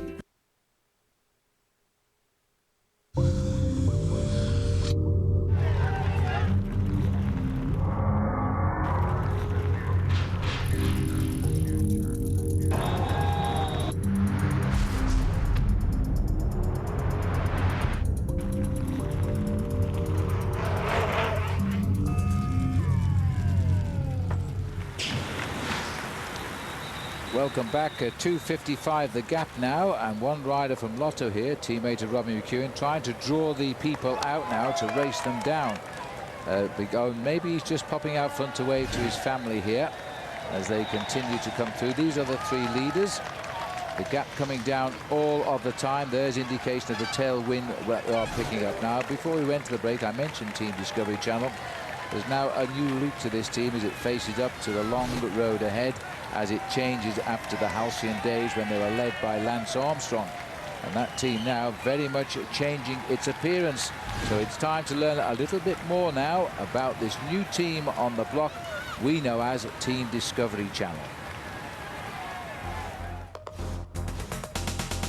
Things definitely have changed over the year. Basso was hired last year to be the leader of the team, and our goal was definitely to win the Tour again. At the same time, we already had hired Levi. We would have actually a co-leadership. But of course, things have changed. Certain things have happened that we didn't expect to happen. We were focusing on being the favorites of the Tour de France, and now we're not the favorites anymore. But I still feel very comfortable with the team we have, and definitely Levi for the GC is now the only leader of the team.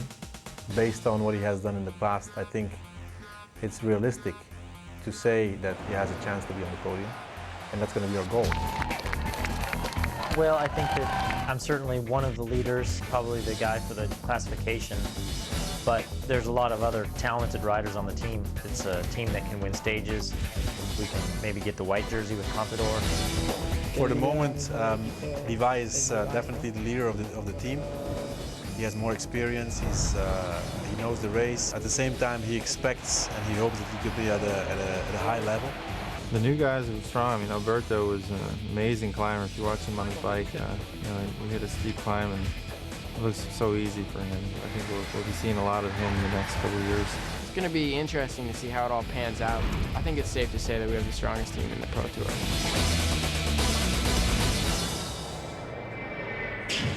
Yes, the changing team, it is still indeed a very good team. Poor old Tommy Danielson there didn't make the team selection in the end after his ride in the Tour de Switzerland, but these are the boys in the race today, and Levi Leipheimer has a tremendous bunch around him.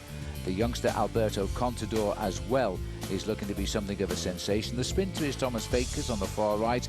Igor Martinez will help in both the time trials and the mountains. Here we go, back to the imposing picture here of possible rain any minute now with three leaders. Well, it looks as though Wim van Sevens is trying to tempt them to come out to play, but nobody taking the bait just now. The gap is holding and going out again slightly to 3 minutes. As we look at the peloton, are they getting a little bit disheartened by the sight up front? Because if that rain does come, it'll throw a different face on the race, and the three leaders, it will go back to their advantage, I think, because They can get through the skid roads and the slippery surfaces a little bit quicker than the big Peloton. Yeah, but bear in mind, they've been at the front of this race for a long time now. I think the riders might have thought they had finished the Tour de France because there on the right-hand side is already the Eiffel Tower. But is it the real one? No, it's too low. I'd have spotted it if it was the real one. Bit too small. Okay, but I tell you what, the sculptors of the Tour de France are already out in force, even after just 3 days of racing. It's actually a very good structure, that. They've really done a great job, I have to say. I wonder if it'll stay there for the years to come now. The passage of the Tour de France. This is not a usual route that we're taking on the Tour de France, because our finish in Ghent, we haven't been there for 50 years. No, it's 1958 was the last time the Tour de France came down here, but these roads, Phil, have seriously been raced over many, many times since then, because there are great races here like the circuit of the Mont des Flandres, the races in Lichtervelde and Leidegem. The Ghent-Wevelgem race comes down these races, a lot of the one-day races and the smaller stage races like the 3 days of La Panne. So all of these riders know this part of the world, and you can be absolutely certain most of them have ridden on these roads before previously in another race. Well, even out in the countryside, the Tour de France quite clearly has not been affected by the scandals that have faced this race this past year, particularly this past 6 or 7 months. The crowds are as big and indeed bigger than ever in places. The crowd still love this wonderful race, the Tour de France, and appreciate the efforts that these athletes put in to ride over 3 weeks to Paris. The gap has come down. It's a holding around 3:10, 3:15, but they've nudged out those few seconds at the moment to give them just a little bit of confidence that they might be able to hang on for the next 38 miles or so. As we look out, is that actually moving off to the left of our picture? I wonder if they're going to skirt round the outside of this rain cloud. Now that'll be lucky, and let's hope that's what happens. The breakaway of 3 still clear, and at the moment slightly increasing their lead. Wow.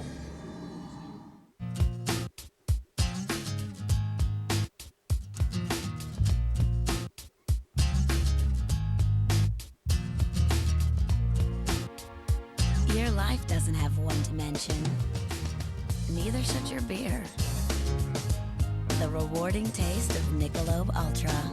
Perfectly balanced and made for today. Live life to the ultra. The time trial. The clock and road are constant, but this bike cheats the wind.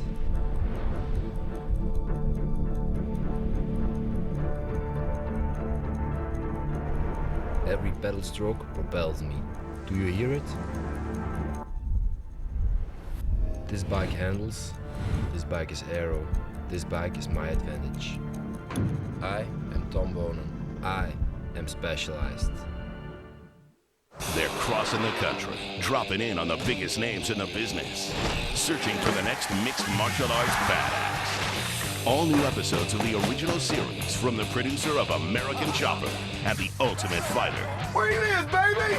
Tap Out. Wednesdays beginning August 1st on Versus. Hey.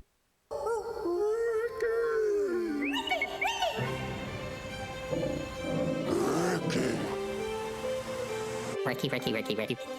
The new Subaru Outback with road-gripping all-wheel drive, low emissions, and a price starting at just $21,995. So anyone hearing the call of the wild can answer. Lease a new 2007 Subaru Outback for $0 down and only $249 a month at Flatiron Subaru in Boulder. While other kids were playing games, Jenny was building sandcastles. No one thought she'd ever live in one. Except for Jenny. Go inside the world's most extreme homes. All new series. Mondays at 9 on HGTV. Find exactly what you need at Searchlight 888. Press 888 on your Comcast digital remote and go exactly where you want without leaving your sofa. Go to Automotive to search for cars, trucks, and SUVs from Denver's hottest dealerships on Searchlight 888. Gone down. I got really scared, so I just lay down on the ground, lift my arm up.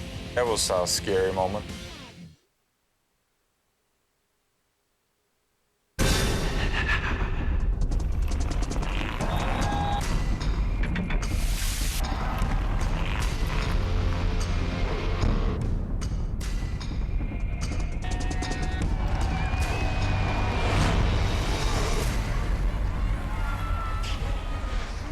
Yes, the wonderful images there of a delighted Robbie McEwen, but today's another day in the Tour de France. These boys are nosing it out. 3 minutes 18. This is the beautiful castle here of Wijnendal. It's surrounded by its own moats. It was built in the 11th right through to the 19th centuries. And this is Flanders, Belgium. Isn't that magnificent? And the flag on the top there indicating the wind direction for us, and it's right behind the riders right now as they continue to race towards the finish in Ghent. Now, we're always talking about the green jersey. I can tell you a little bit about it now, because this has been a great competition over the many years, and of course Robbie McEwen's been in the mix on many occasions. Just look at some of these wonderful old pictures as well. The green jersey itself was decided to be put into the race. They recognised that not all of the riders could wear yellow and win the Tour, so in 1953 they brought about a green jersey to pick out the most consistent daily finisher. They'd miss out in the mountains, but they'd be in amongst it on the flatter roads, trying to get those points to build up a big points lead. And these last few years, Thor Hushovd has been one of the men. Erik Zabel, the record holder there, smiling at everybody, and what a great sprinter he was. He's the only man currently racing who's won more races than Robbie McEwen. Then McEwen has come along. He's won it 3 times. He goes in the even years, 2002, 4 and 6. So maybe 7 will be his unlucky year. And the interrupter in 2005 was the great Norwegian Thor Hushovd. He became the first ever wearer and winner of the green jersey in 2005. This is how it works. Points awarded at the 3 intermediate sprints every day, 6 points, 4 and 2. When you get to the finish, you gather up the big ones then. 35 if you win a stage, 30, 26, right down to 1 point for 35th place. There you are. Now you're an expert on the green jersey competition. We'll watch how it pans out today, and this looks as though we're getting into the weather. It might just be on the edge of this storm, but it's going to be desperately close, and still these boys are going up because their tyres, remember, are pumped up to 4 times the pressure of a car tyre. And if they start hitting these cobbles very quickly, they will slide off. The points competition, by the way, as of today, 35 points for the win yesterday for McEwen. Maximum points he could have scored. Hushovd was second, he got 30. Boonen got third yesterday, so that's how it works. So they go into day 2 on the open highway, split by just a few points. A win today by McEwen or by Boonen would probably see a reversal of who wears green tomorrow.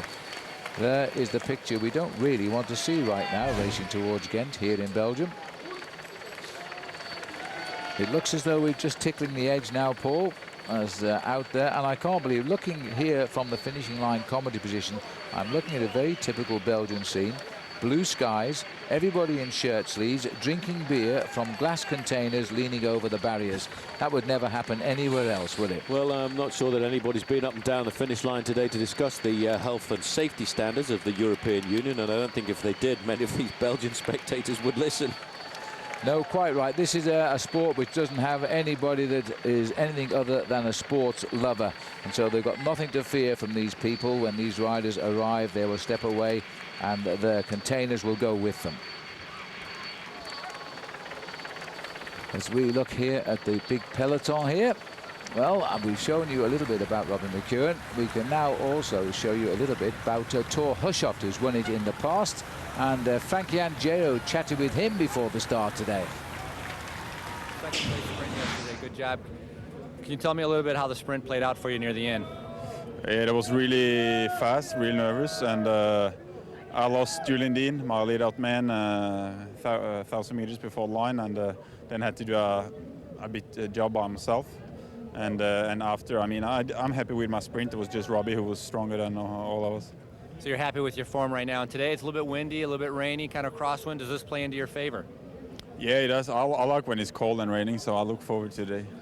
All right, good luck today. Thanks. Now there's a man from Norway for you. He likes the cold and rain. I'm not surprised. It's cold and rainy most of the time up in the far north of that wonderful and beautiful country. Well, he's got the rain. I'm sure he's got the wind. Now all he's got to do is win the stage for Thor Hushovd, because look at this now. Just on the edge of the rainstorm. It's not torrential by any means for the leaders yet, but it is looking as though the road is quite damp. I'm not even convinced it is actually raining right now. It may have already passed through this area, but the clouds are still over to the left. You know, they may be very lucky here today. It's been and passed through. Let's hope. These boys still riding very good, and despite what looked like a reversal a few kilometers ago, we're now going up again. 3:22. We're only 31 miles or so from the finish, 33 miles from the finish. They'll begin to think that they have an outside chance of success here. This is the hard work being done at the front by Cedric Hervé, who rides here on the Agri-Turbo team. He continues to races towards the finish. See you in a moment. Saab was founded by 16 aircraft engineers. Their spirit lives on in the turbocharged 2007 Saab 9.3 Sport Combi. With all the storage space you need, an estimated 30 miles per gallon, and a starting price under $29,000, you're closer to owning a jet than you think. Saab, born from jets. Log on to Versus.com/fly to the finish for your chance to win a 2007 Saab 9.3 Sport Combi and a new Cervelo bike. We know what men like. Mitchum Smart Solid. Powerful protection, unbeatable against white residue. Wow, let's see that again. For powerful all-day protection that doesn't come off on your shirt, be a smart Mitchum man.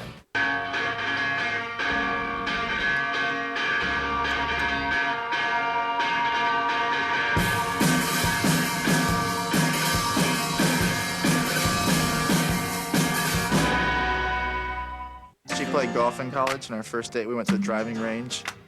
She was making me look bad. So then we went to the batting cages, and then later that night we were playing pool, and then actually flew in town for a football game. I guess late night dates, we would go up and play basketball at like 11 o'clock and go shoot some hoops. And we've done lots of sporting events together, and there is hope. There is hope. Experience for yourself the magic and joy of true compatibility. eHarmony.com. Log on today. 189 of the world's greatest cyclists are coming to France for one reason. He's still got fight in him. To sprint. He's taken no chances here. Climb. He blew the race apart. Sweat. Nice show of determination. Bleed. Oh my God! Fight. What a finish! To be the one pure champion. Where does he find the strength from?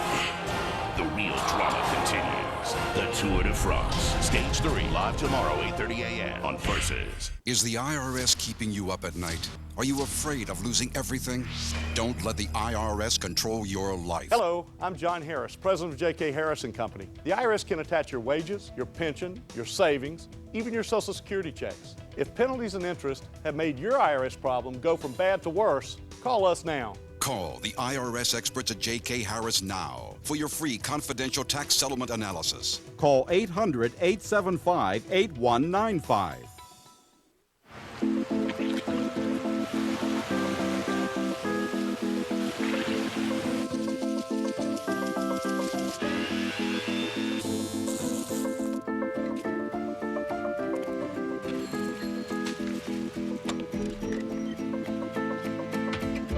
Where will you live after a house fire?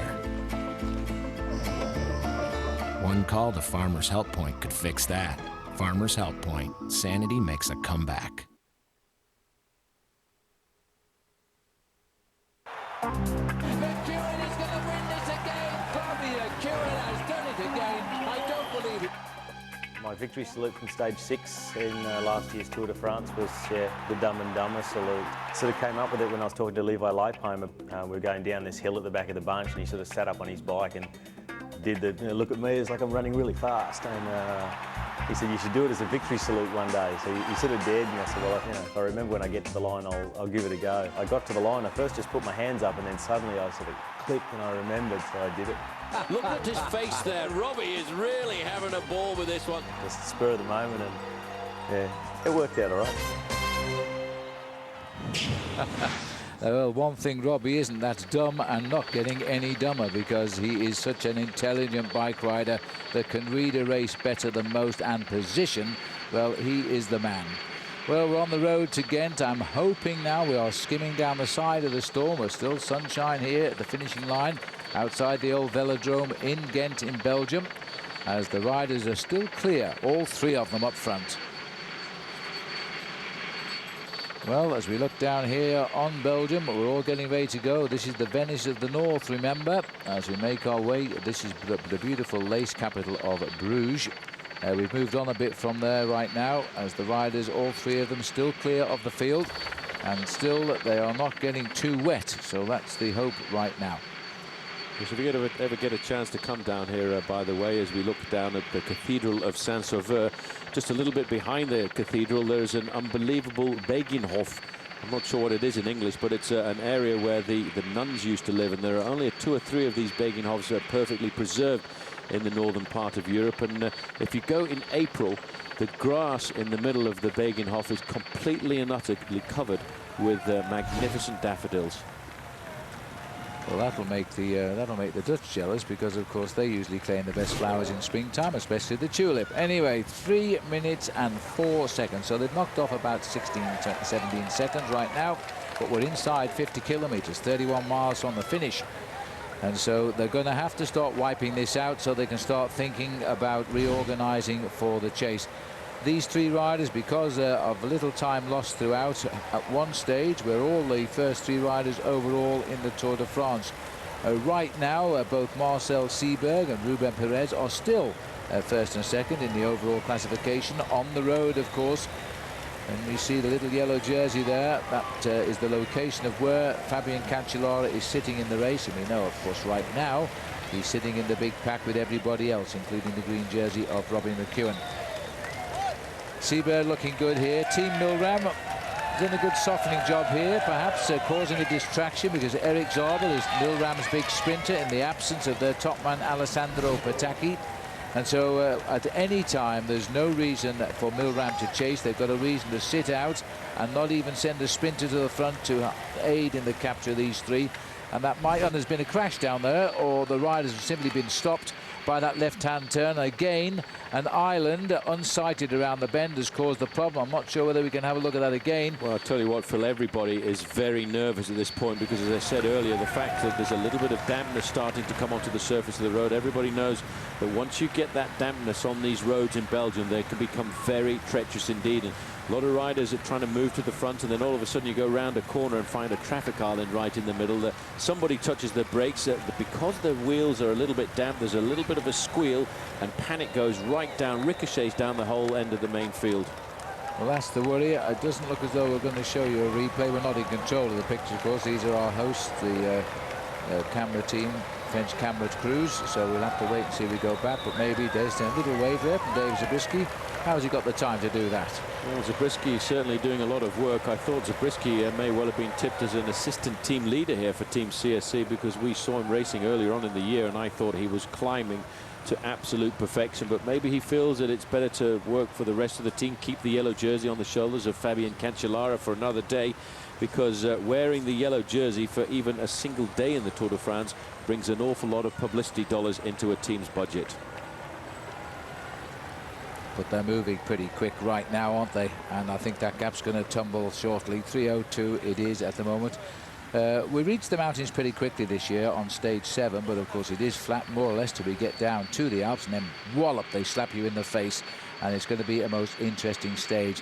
And that's what we're going to tell you about right now. It's time for Bicycle Magazine's Tour de France stages you can't miss. And the first one will be stage number 8, Le Grand Bounon to Tignes, airing this Sunday, July the 15th, here on Versus. It's the second Alpine stage, but the first real chance to make a mark on the Tour. By the final ascent to Tignes, you should know who the true overall contenders are and whose hopes are shattered. Bicycling Magazine also brings cycling to life. The August issue is on sale now, or go to bicycling.com for more information. And looking out of what we hope are clearing skies here, although they've had quite a deluge of rain exactly where they are right now. There's the profile for you. I don't think we need to have spent about $10,000 doing that, because as you can see, we've hardly rippled off the bottom row.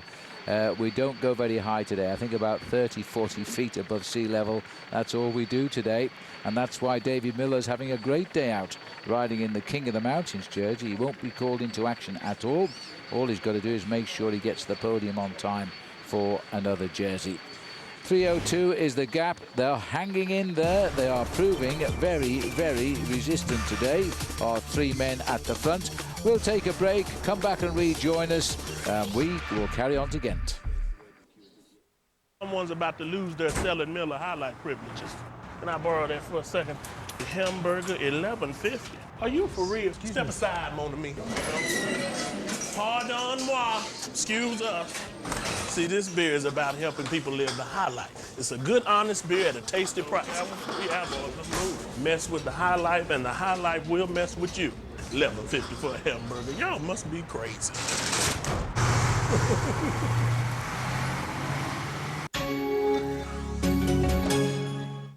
My computer and I go everywhere together. I keep all my photos in here.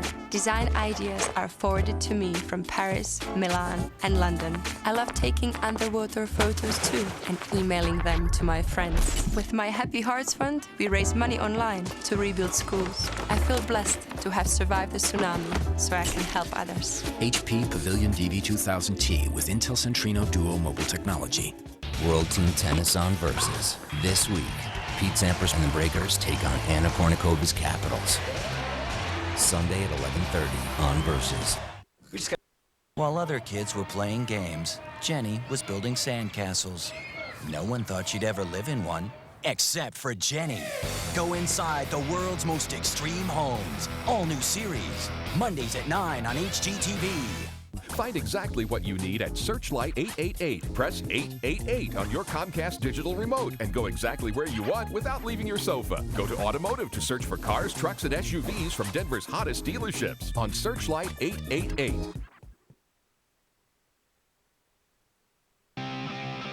Get a Flowboard today. Surf without waves, ride without snow. Flowboard completes only $79.99. Call toll free 888-264-7727. Mention this ad when ordering your Flowboard and get a free DVD. Call toll free 888-264-7727. 9 of the world's greatest cyclists are coming to France for one reason. He's still got fight in him. To sprint, climb, sweat, bleed, fight to be the one pure champion. The real drama continues. The Tour de France. Stage 3, live tomorrow, 8:30 a.m. on Versus.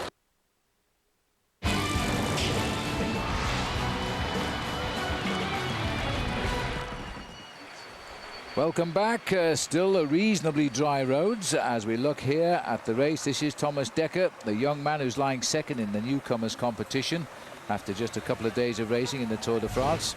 And he won the Tour of Romandy this year, which I hope you saw with us here on Versus, and then said he was taking time out to prepare for the Tour de France. Exactly what he did. He did pop up with a great window on the stage of the Tour de Suisse, so we know he's around. Tremendous talent. He's only 22 years of age. Whole decade of cycling in front of him at this level. And number 11 there, Oscar Pereira rather, who finished second in the Tour de France last year. That's the highest number in the race this year, by the way.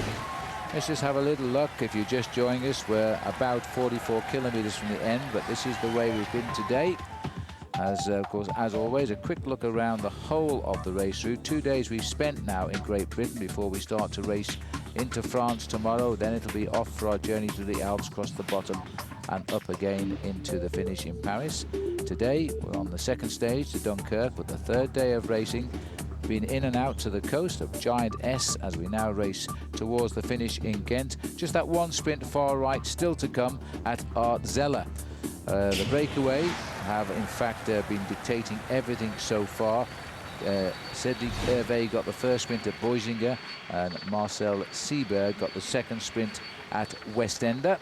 And we'll see who gets the third sprint at Artzelle, but it'll probably be from the Peloton. 2 minutes 47, and the crowd still on the roadside, packing on what is a very wide road here now. And I'm hoping that that weather has finally decided to move a little bit away. It's not an easy finish today. If it was raining, it would be very, very dangerous indeed. The road is not that wide for a big peloton to come charging down. It's not that narrow either. Rubens Perez persists in the lead. He is still the virtual leader of the Tour de France. A Spanish rider leading the Tour de France at the end of the third day of the Tour would be pretty special. I still can't see it happening, but you never know. Well, as we can see, the umbrellas starting to come out. The wind once again, Phil, and this is, I think, rather strange. It seems to have dropped a fraction. That yes, there is a little bit of a breeze, but it's not the dangerous wind that we've seen here in the past in Belgium, especially in the early season races like the Tour of Flanders and the Grand Prix E3, when the race can get completely and utterly split to pieces because of the power of the wind. Cedric Hervé just adjusting his earpiece there. He's now setting in the pace at the front for Quick-Step and Tom Boonen. Said goodbye to his family in Dunkirk at the start this morning, and now is doing his job as a professional cyclist. That's a domestique for sprinter Tom. Still a lot of work being done here by Team CSC with the yellow jersey on board as well. And Liquigas also beginning to move in. Dave Zabiskie here in his familiar time trialing position and happy to be just setting his own tempo. So as we continue, a homemade grandstand here, very typical of Belgium, and decorated nicely with the balloons. Now don't forget, we hope you're enjoying playing our Saab Watch and Win sweepstakes. All you've got to do is go to versus.com/fly to the finish.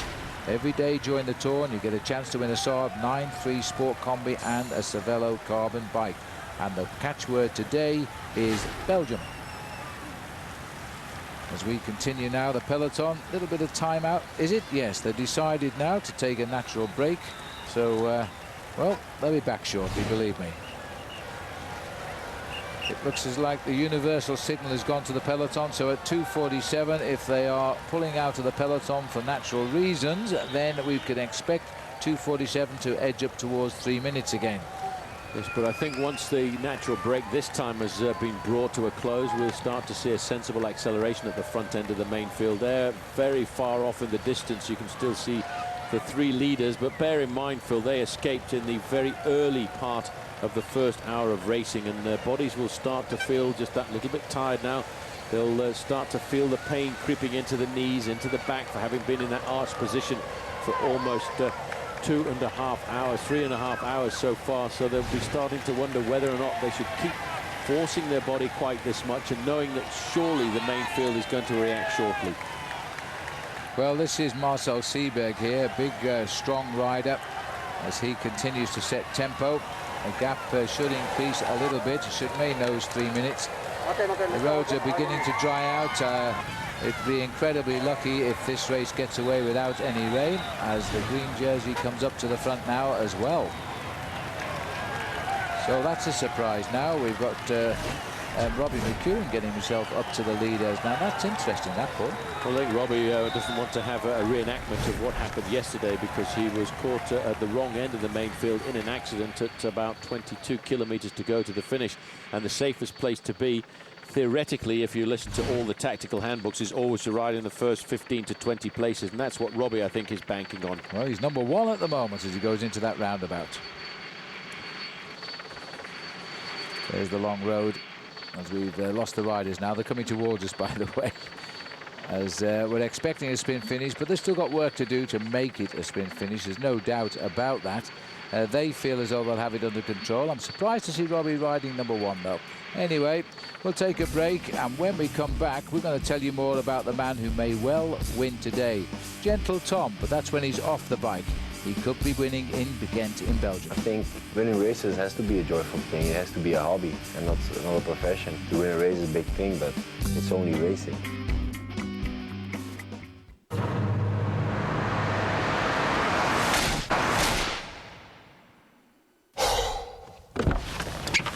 Who wants to be stranded with a flat tire?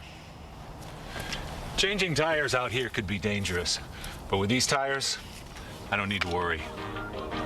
Well, I guess I'll be on my way.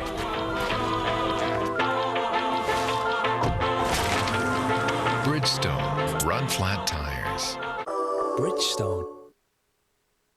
Sono Paolo Bettini, sono campione del mondo e campione olimpico. Chiedo il massimo dalla mia bicicletta. Voglio che sia ripida, leggera, bella e precisa, ma più di tutto che sia veloce.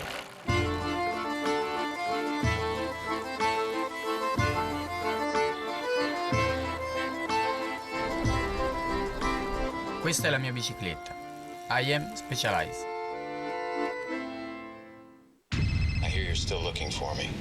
Born? On August 3rd. Why did you come here, Jason? Someone made me what I am.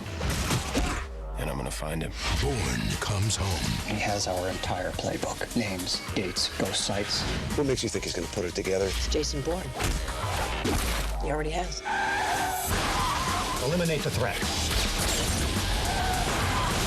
The Bourne Ultimatum. I remember everything. People are smart. They know the less money they sink into their mortgage, the more money they'll have in their pocket. With our Sleep Easy loan, you get a 30-year fixed rate that lets you pay interest only for the first 10 years, with no negative amortization. So you can borrow $200,000 for about $9.99 a month, which means you can pay down your bills, purchase the home you want, or just walk around with pockets full of cash, if that's what you're into. Call 1-800-DITECH-1. The call's free. See, we're saving you money already.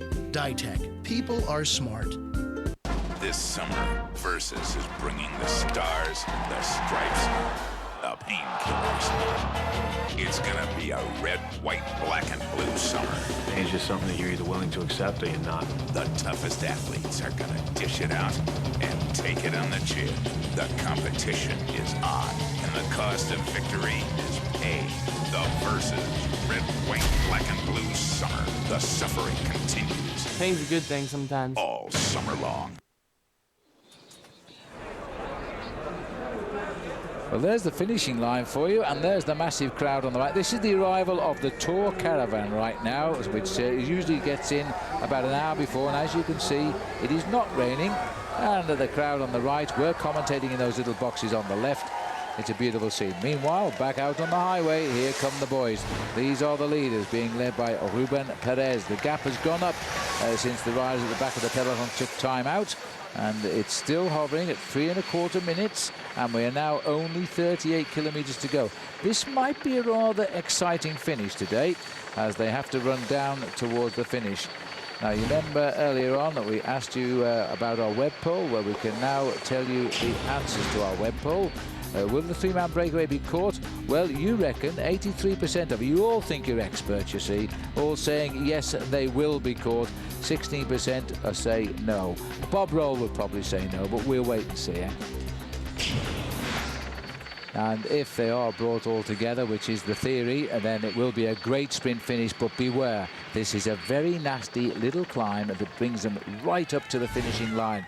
You won't get a second shot if you make a misjudgment of the sprint. And Tom Boonen will be one man in the hunt if he gets near the finish. This is Belgium. Tom is Belgium, and he'll try and make it win. Well, Tom's your man today, I hope. Well, he'll hope anyway. I think times have changed also. If you're the world champion or if you're a rider with capabilities like Lance was, you get a little bit more respect in the group. But sometimes it really matters. You still have to fight for your place. Tom Boonen, looking splendid in yellow. He would love a stage win. I think with a little bit more luck, I would have won a stage, but I wanted it so bad that I did a little bit too much work and a little bit too much effort. But 4 days in the yellow jersey, it's not a small thing for a young rider. I've been trying already for 3 years now, so it made me realize that the best way for me to win sprints is when I'm fresh in the mind and in the body. Beating Tom in a sprint isn't easy. You know, when he unleashes his sprint, he's just got so much pure power when he, you know, in the first 50 metres. I've said before, Tom's not a pure sprinter. I mean, he's just so strong. He's a guy who can just ride his bike at 70k plus an hour. I like the speed very high and then just explode at the right time. I think winning races has to be a joyful thing. It has to be a hobby and not a profession. To keep in your mind that the day you started cycling, it wasn't to become a professional cyclist or to make money with it. You became a cyclist because you liked it, and you tried to win races as a hobby and because the joy and the things you get back from it. And as you keep remembering that as a professional rider, it makes things a lot easier. To win a race is a big thing, but it's only racing, and it has to be something you like, and then everything goes well. Yes, and Tom, by the way, has won 9 times this year. Here's some more facts for you. And 78 wins in his career since he turned pro back in 2002. And they were saying 10 wins there, but I think he's only got 9. But anyway, Tom Boonen, the man today who would like to make it 10 wins by the time he gets to the finishing line. Let's go back to the action now. Rides approaching a rather sharp turn on the roundabout, but they know the right way to go because there's plenty of people down there. And the riders are swinging tight around the inside of the road. And all going, oh, there's been a crash there. Somebody's gone down on the far side of the road, and it looks as though there's been a ricochet effect, and other riders choosing to go the other way around the roundabout. Now, I'm just trying to CSC rider on the far side of the road, getting himself up. And that looks like the rather tall figure there. Could be Frank Schleck, who's gone down. And as he walks over, well, it looks as though nobody's hurt at the moment. But certainly 2 riders from CSC involved in that fall. And look at that now. This is the angry moment as the peloton string out, having heard the clash of tangled metal, as they're now starting to chase down that breakaway. Well, the roads are still very slippery down there, and that is an incredibly long line. We certainly left a couple of riders back down on the ground. I'm sure of that. It looked like the tall, lean figure of Frank Schleck, but it was a long way from the road to give you an accurate call on who it was. And nothing coming up to me just now on radio tour, but the field continues here to race now. Let's have another look at that, see if we can pick up some more information for you. Right dead center, right on the crowd line there. Just watch to see a rider go down. There he is. And there's a ricochet effect too on the left of the road. And it was not only Frank Schleck. It looks as though a rider with him there was number 34. So that would be the oldest man in the race, Inigo Cuesta, 38 years of age, waiting for Frank Schleck. Well, let's hope they get back. That's not what CSC want at this stage of the race. They've been working pretty hard for Cancellara, but they'll be called into big action, especially Schleck for Carlos Sastre when we get to the Alps. Schleck a little bit slow to get himself going here. And Cuesta is going to have to wait for him. That's a lonely road in front because the cars have gone through. Took a while to get going. Well, we'll keep an eye on this then as they try to race up to the peloton. There's the team car. Now that will go purposely slowly just to try and provide a carrot. And there's it was a pretty heavy fall for Frank. His little contusion already coming up on his knee as we have to go back up to the leaders now, and they're still there. Little spots of rain on the camera. We're on the edge of this storm still. 3 minutes, Paul. A little bit of a nasty shunt though, and not what Frank Schleck wanted, and he's just started to bleed from his left knee. Well, again, it's one of those things, Phil. Once the road starts to get that little bit damp, as it has out there, it makes it very dangerous indeed. And that's why we talk about riding at the front end of the main field, but also another thing that you have to be very wary of, and people don't think about it in the sport of professional cycling very often, you have to think about tyre pressures. Because if you start on a day when the weather is absolutely glorious, you'll know that the mechanics pump the tyre pressures up very hard indeed to give you a much smoother ride. They pump them up to pressures of around about 110 psi, pounds per square inch. But normally in wet conditions like this, you really need them to be quite a bit softer at around about 85 to 90, and that may be what caused Frank Schleck to go down in that little roundabout. Well, very often when the rain comes mid-course, it's always difficult for the riders. Sometimes you'll see them jump off and just let a little bit of pressure out, but they've got to be absolutely precise, otherwise they make the tyres too soft. These are the leaders now, and still scurrying towards the finish. We've hovered around 3 minutes for seemingly an eternity. The average speed, something like 27 miles an hour, these 3 leaders are doing at the moment. And we are running in towards the last 33 kilometres or 20 miles. I remember Paul Sherwen saying to me, I'll be worried if they get down to the last 20 kilometres. Well, I'll tell you what, I'm actually not very worried at all. I'm very confident that the sprinters will have their day. Well, the lead at 2 minutes 56, 33 kilometres still left to race.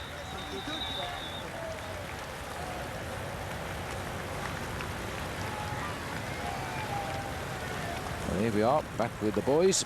And a little bit of help here because Frank Schleck at this moment in time is going to be a protected rider. And I think that's Schleck there, who's got the blood now coming on both his knee and his elbow. The other rider is Inigo Cuesta. And somebody from Lotto also delayed, has found himself company. Well, there's the main field. This is the unexpected. It happens all the time in the Tour de France as we approach the finish, and that's where we're headed for. And the rain now is beginning to come down rather heavily. We'll take a break. Bush here with my boy Jared. And the delicious turkey breast and ham. Half the fat of a Whopper. And a lot more food. Fills me up without slowing me down. Helps me train in the off-season. Well, in my line of work, Reggie, there is no off-season. Yeah, well, in my line of work, Jared, you don't get 10 texts to get it right. Subway. Eat fresh. Hi, my name is Femi Cancellara, and I told you a little bit something about the R3 bike.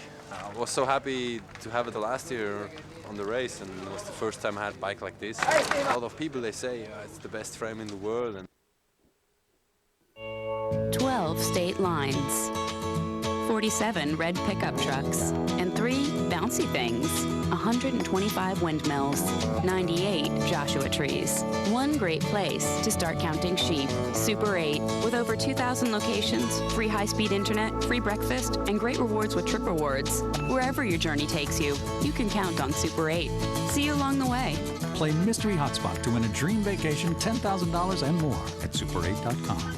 From a guy's perspective, it's very difficult to kind of verbalize some things. It's very difficult to sit down and describe yourself in, 3 to 4 sentences. Dating sites give you a picture and a paragraph. At eHarmony, we do the matching for you based on 29 dimensions of compatibility. And right now, you can log on to eHarmony.com and review your matches all for free. Aren't you curious to see who you're compatible with? Love is pure joy.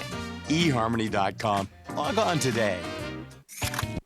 Here are 7 great reasons to visit Subway restaurants this week. Monday, Tuesday, Wednesday, Thursday, Friday, Saturday, Sunday. It's the $2.79 daily specials from Subway restaurants. A different, fresh, delicious regular 6-inch Subway sub each day for only $2.79. And to make your daily special even more special, make it a fresh value meal with a drink and your favorite Frito-Lay chips. The $2.79 daily special from Subway restaurants for a limited time. So hurry in and have a great week.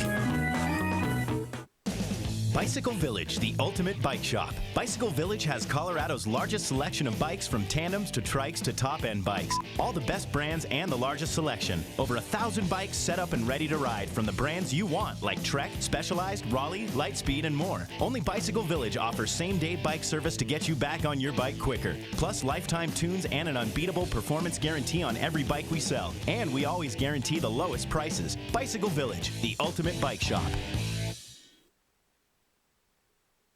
Back well, President Kennedy hasn't seen anything like this, nor Marilyn Monroe, but going past here are the riders in the Tour de France. One looks a little confused here.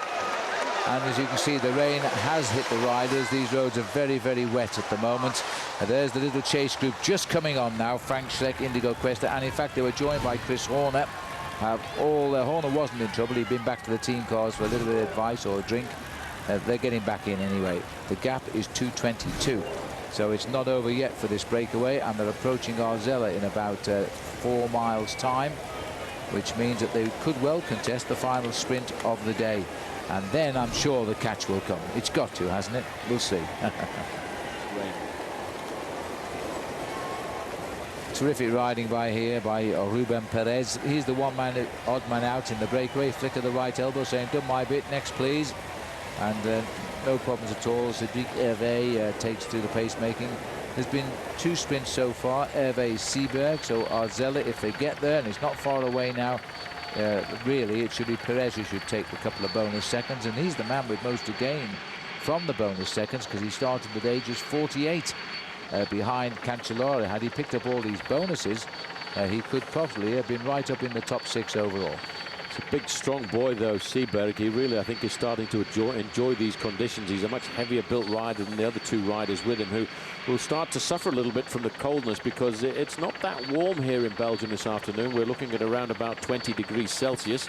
And once you get a little bit of dampness starting to come down like this, what it does is it starts to cool down the muscles. And some riders, especially the riders who are good climbers, tend to have a slightly lower body fat content than the big, strong riders like the sprinters.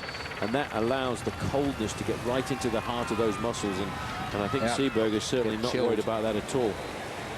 And one man has already told us today too that he enjoys these conditions is Thor Hushovd, the big strong man from Norway. So there might be things might be swinging his way too.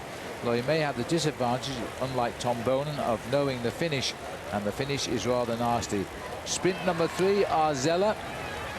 Now, will they allow the man in orange his moment, because he's been more than a help up here, and he's the only one not to have won 800 euros for the first place across the line. They are still working well together, still 2 minutes 11, and going into the last 28 kilometers of the day. And look at that, onto the front goes Ruben Perez for the moment. And the man that likes to spoil the party, Hervé, has now gone through. Well, Hervé will be looking, and I can just see, I can almost feel the attentiveness of Seeberg as he looks at Hervé here. I think Seeberg is trying to keep this nice and fair for everybody as he comes by him. Well, it looks this time, Paul Perez has marked Seeberg, so I think they're going to say to Perez by the line, let's all win 800 euros each. After all, we've been partners now since the 18th kilometre. And yes, Hervé's following, but I think he's learned his lessons. Cedric Hervé, don't go past Perez. One thing, that was a very professional move, I thought, by Marcel Seeberg. He moved to the front. He actually wanted the other man who spent the majority of the afternoon with him, sharing the pacemaking at the front, to get something out of this breakaway. And I suppose what you could say in a breakaway situation like this, Phil, is at least there is a little bit of honour amongst thieves. Quite right too, and valuable 6 seconds time bonus there, which now means he's only 42 seconds behind the yellow jersey of Fabian Cancellara. And this is a move now. Now this is coming a little bit unexpected. Seeberg thought there he would go forward, and he caught them out there, especially Hervé, who's reacted very well, I have to say. And Perez has picked it up a little bit later. And now they're going to have a quick scurry through the streets here of Arzella, and then come back together, and that should see the end of the attack. But that, I think, is what they've got to do at this range of 26, 27 kilometres from the finish. The big problem about that is it breaks up the momentum in a group like this. Now they don't trust each other. Yeah. They've all of a sudden, for the whole of the race since they've been in this breakaway, they have been allies. Now they're enemies. Now they know that they're thinking about the battle to take the stage victory, and now they won't want to work quite as efficiently together as they did a few moments ago. Seeberg looking very strong, but he never really was able to get the gap over the other 3 riders.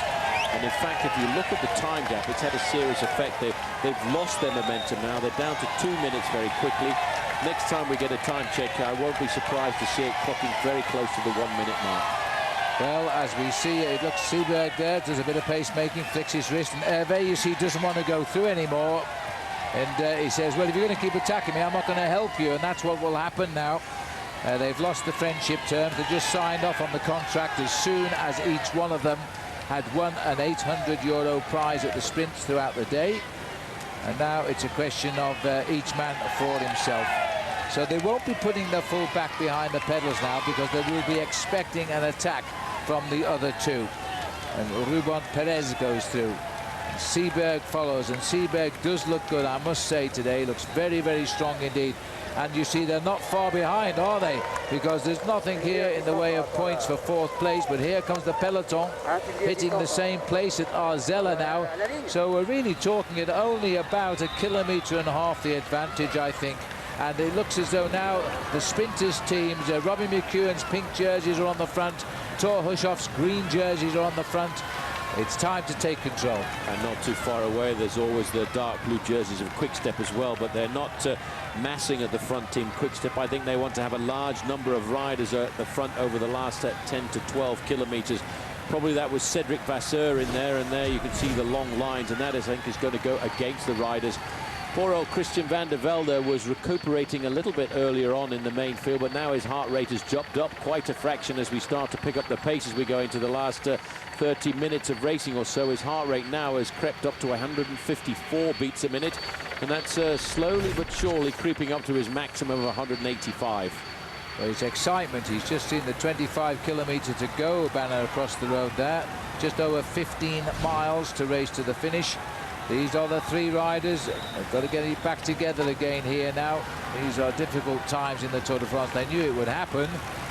2 minutes 13, 25 kilometres to go. Very unlikely, but when will they get caught? That's the big question.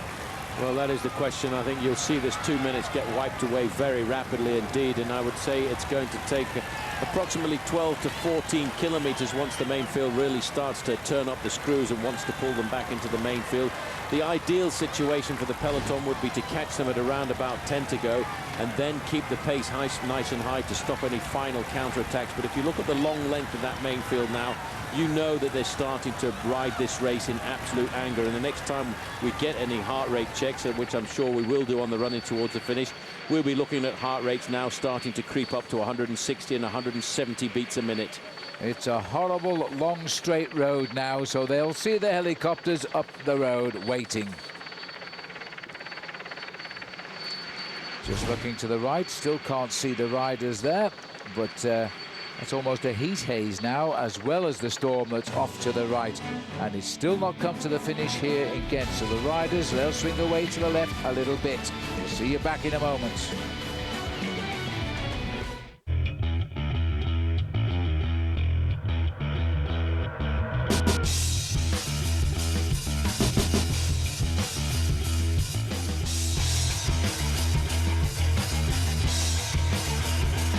With 18 unique Star motorcycles, there's no limit to how far you can go. We build it. You make it your own. Exclusively at your Yamaha dealer. Now get payments from $69 a month plus up to $1,000 cash back. At Ruby Tuesday, great meals are a matter of course.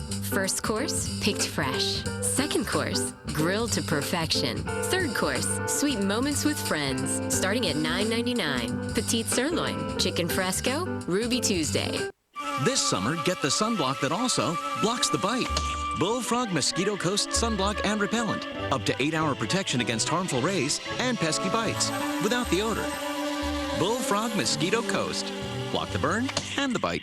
Want a 4-star hotel at a 2-star price? Go to Hotwire.com. When 3- and 4-star hotels have unsold rooms, they use Hotwire to fill them, so you get them at prices lower than any other travel site, guaranteed. Like 4 stars in San Francisco, Travelocity price $219, Hotwire price just $102. Why risk paying more when Hotwire gets you unsold rooms at deep discounts? Hotwire.com. 4-star hotels, 2-star prices. HOTWIRE, Hotwire.com. Save big on car rentals too, from $13.95 a day. It doesn't matter how fast you are, or how hard you've trained, or how hard you hit me. Because I fought you in my head 100 times before. And I win every time.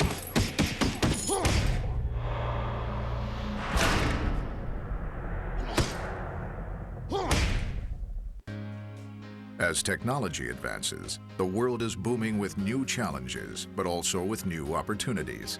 The field of criminal justice has benefited from many advances in technology, and new jobs are emerging. Introducing the ITT Technical Institute School of Criminal Justice. At ITT Tech, you can now earn a degree in criminal justice. We teach the fundamentals of the criminal justice system and can help you develop the skills to respond to and prevent crime. The world of opportunities is yours to explore. At ITT Tech, we know that while technology presents new and exciting possibilities every day, it's the people behind it who matter most. ITT Technical Institute School of Criminal Justice, education for the future. To find out more, call 1-800-488-3116 or visit us on the web.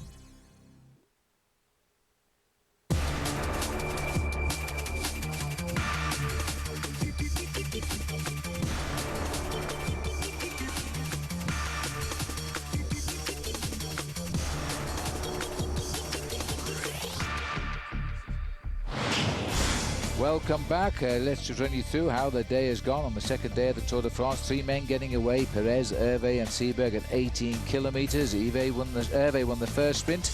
Breakaway built a lead of nearly 6 minutes. Seeberg won the second sprint. Then it looked down a bit. Then there's a crash in the peloton. That was important. Frank Schleck.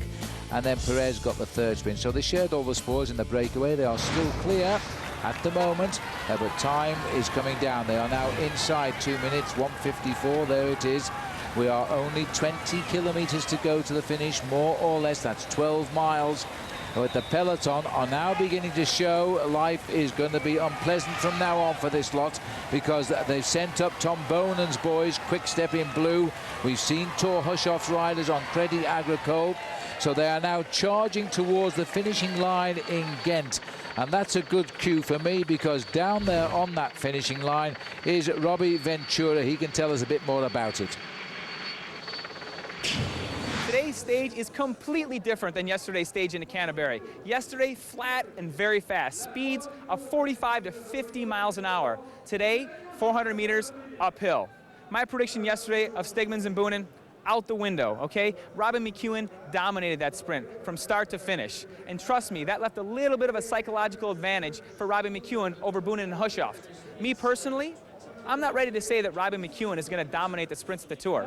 And I can promise you, Boonen and Hushovd aren't going to lay down for him either. I'm going out on a limb, and I'm going to say the Belgian fans are going to give Boonen the energy to crush everybody today in Stage 2 into Ghent. Oh, big prediction there, but I think half of Belgium will agree with Robbie Ventura. It has to be perfectly timed sprint today. If you make your move an inch too early, you will lose on that finish.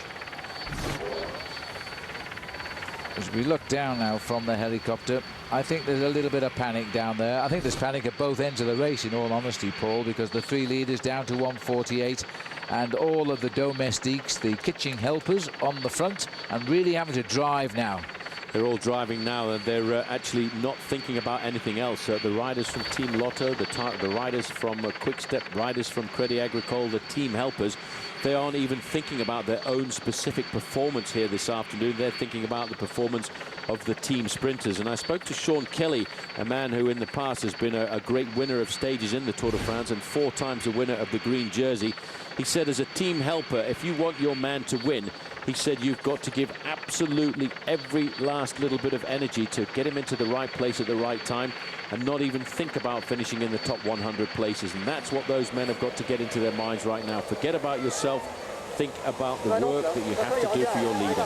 Who wants to be a professional cycle racer right now? Hands up. 20 kilometers to go. The spray in the faces of the riders now. It is most unpleasant in the heart of the peloton, but it's got to be done. They've left it till the very last minute, and the teams who have sprinters are now throwing all the men into the attack. And this is the hardest part of a flat stage of the Tour de France, and the most dangerous now, because they must take risks on the corners, and if they go around these corners too quickly, those little narrow section tyres will not support them. And you can see now that it's not just 3 teams, it's 4 or 5 teams moving to the front to do a little bit of the pacemaking. Rabobank have also sent a couple of men up, and they're thinking about their man Oscar Freire riding in the middle. Team Astana are not really thinking about the stage.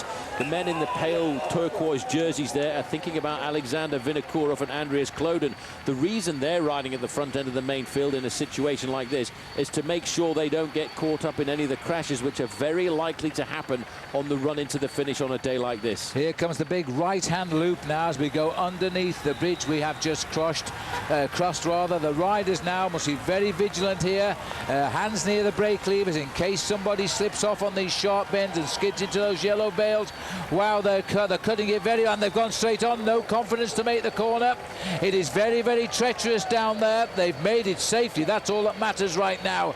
But this is a right round loop to bring them under themselves. One of the worst things you can find when you race on these European roads is those white bands across the road, because they're a very smooth piece of paint. You add to that smooth piece of paint a nice little bit of moisture, it makes it very slippery indeed. But for the moment, everybody has got around that sweeper nice and safely. But you're right, a couple of riders didn't have the right line coming into that corner, and they bottled out. The better part of valor was to go the long way around. They get a chance, and the team managers there get a very rare chance to see their riders directly. Another round circle here, always posing a problem. They're splitting wisely, both sides, as they see the problem, and they're coming together on the other side now. And of course, for the sprinters, this is their Tour de France right now. This is their job. They have got to win. The weather is not in their vocabulary. They've just got to hold position. They've got to look where the other sprinters are positioned, and they've got to make their helpers get to the front and take risks. Meanwhile, let's not forget, still 1 minute 32 seconds in front, these 3 musketeers who have been out front since the 18th kilometre, and looking at the way they're riding, they're not riding to be caught. They don't want to be caught. To every kilometre that goes by for these riders, they're thinking we today can cheat the sprinters of their glory. But the sprinters, on the other hand, they know that. They know they have a limited number of chances in a race like the Tour de France, because once it goes up into the big mountains, you won't be talking Oscar Freire, Eric Zabel, or the rest. You will be talking about other riders. I tell you what, there's some men here are starting to be completely and utterly on the rivet, because Jelle Karlström, his heart rate is now crept up to 170 beats a minute. That is 187. 187. That's an indication of just how difficult this race is starting to come. You should check mine. It's higher than that right now, looking at these riders, because you get so nervous for the boys down there. The roads are glacial, but take a look at the roads here, 2 minutes ahead. The storm was localized. It looks a lot drier. I can't believe it. This is how the weather has been these last few weeks in Europe. 3 boys still clear, and we're looking for it. Just looking here at the leader, and again a Frenchman on a wild card team. Agri Turbel is pushing on here in Cedric Hervé. Isn't it amazing? We're only 2 minutes ahead, and the roads are dry. We'll take a quick break and be back with us with all of the action. These little Cervelo innovations weighs less than 8 grams. They stiffen the bottom bracket, they strengthen the bottom bracket, they position the rear brake more aerodynamically, they optimize the rear wheel positioning, and they hide the cables from the wind. With Cervelo, small details make a big difference. We know what men like. Mitchum Smart Solid. Powerful protection, unbeatable against white residue. Wow, let's see that again. For powerful all-day protection that doesn't come off on your shirt, be a smart Mitchum man. When you take it off, you're gonna like what you see. Scotch Blue Painter's Tapes. Yeah, when you take it off, you're gonna like what you see. Goes on easy, comes off clean, leaving professional paint lines. Looking good, you got to agree. Scotch Blue Painter's Tapes for delicate or multi-surfaces. Go on, take it off. They're crossing the country, dropping in on the biggest names in the business, searching for the next mixed martial arts badass. All new episodes of the original series from the producer of American Chopper and The Ultimate Fighter. Where he is, baby? Tap Out. Wednesdays beginning August 1st on Versus.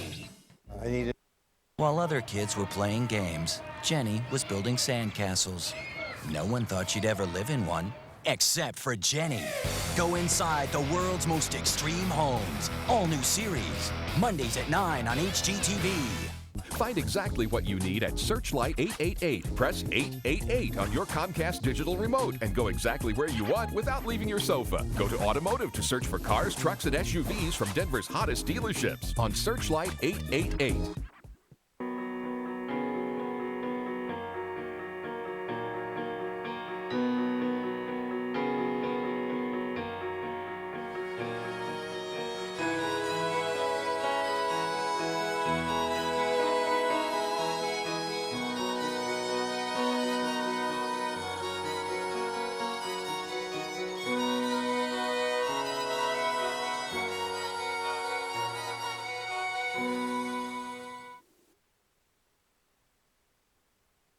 Dangerous corners. It's scary at times, but it's important to just stay focused. In the first week of the tour, the finishes can get pretty hairy and a bit dangerous because you've got a lot of guys who are still fresh. Everybody's trying to get up there. I'm not saying I knock people off, but these guys, they make mistakes. Generally, it comes from a touch of wheels where they're just a lapse in concentration. That can happen also quickly. Yes, Robbie McEwen keeping us in the picture there, just how dangerous those finishes can be. We don't like to see those crashes, although, as I said yesterday, they do make very good television.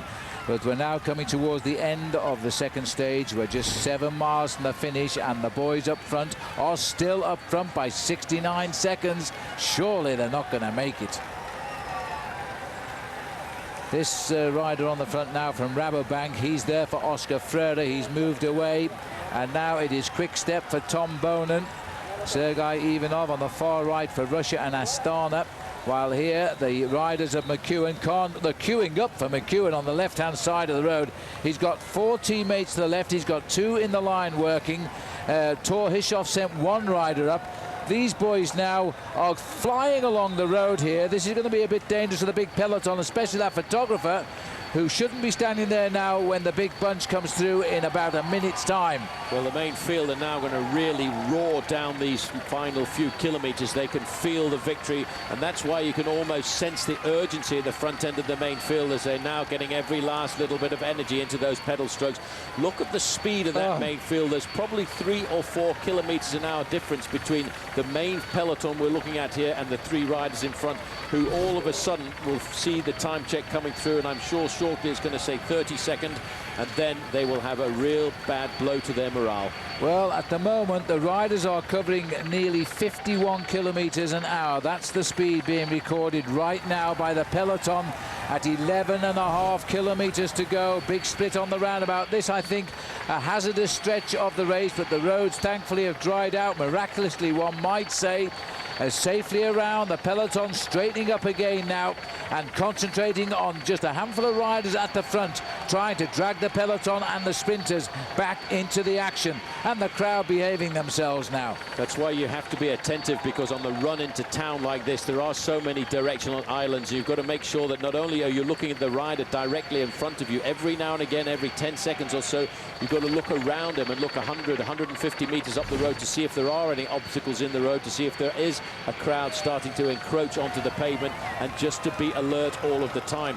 That's what these professional riders do as a part of their instinct. Crédit Agricole have got a number of riders up at the front here. Van Sommer, look at the big man there. He's a huge bike rider. He's almost the biggest bike rider in the Tour de France peloton. He's bobbing up and down here, but he knows that his job is done once he gets to 4 or 5 kilometers to go. Then he can hand over the reins to somebody else who'll try to look after Robbie McEwen. And just look at the face of Van Sommer. It's gritting his teeth every time we see him here. There's a bit of a run coming up on the outside now. Vladimir Gusev trying to get... no, it's not. It's the champion. It's Fabian Weckmann, the new champion, pulling on for the first time the road race jersey as the new champion of Germany, as he's looking now to lead out Robert Foster. Meanwhile, they will know the chaos behind them, these three, but they're just running off now like scalded cats, trying to hope that they can stay away. 48 seconds, just 10 kilometers, 6 miles to ride. Well, if they get one more long straight of road, they'll be able to look by them. They'll also get a little bit rattled by the fact that they can feel all of the cars being moved out from the gap between them. It's 10 kilometers to go right now. 10 kilometers from the finish. These 3 riders are just 43 seconds ahead of a charging peloton. They have not given up, and the peloton are really throwing everything they've got into the chase now.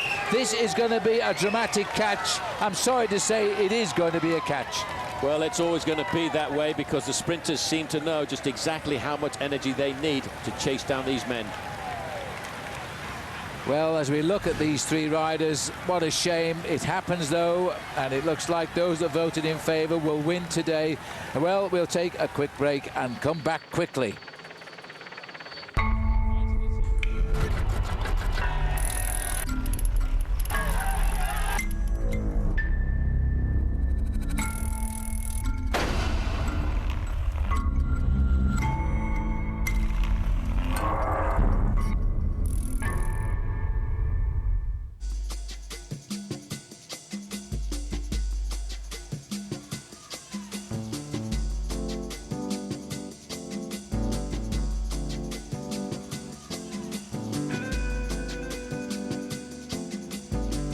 Your life doesn't have one dimension.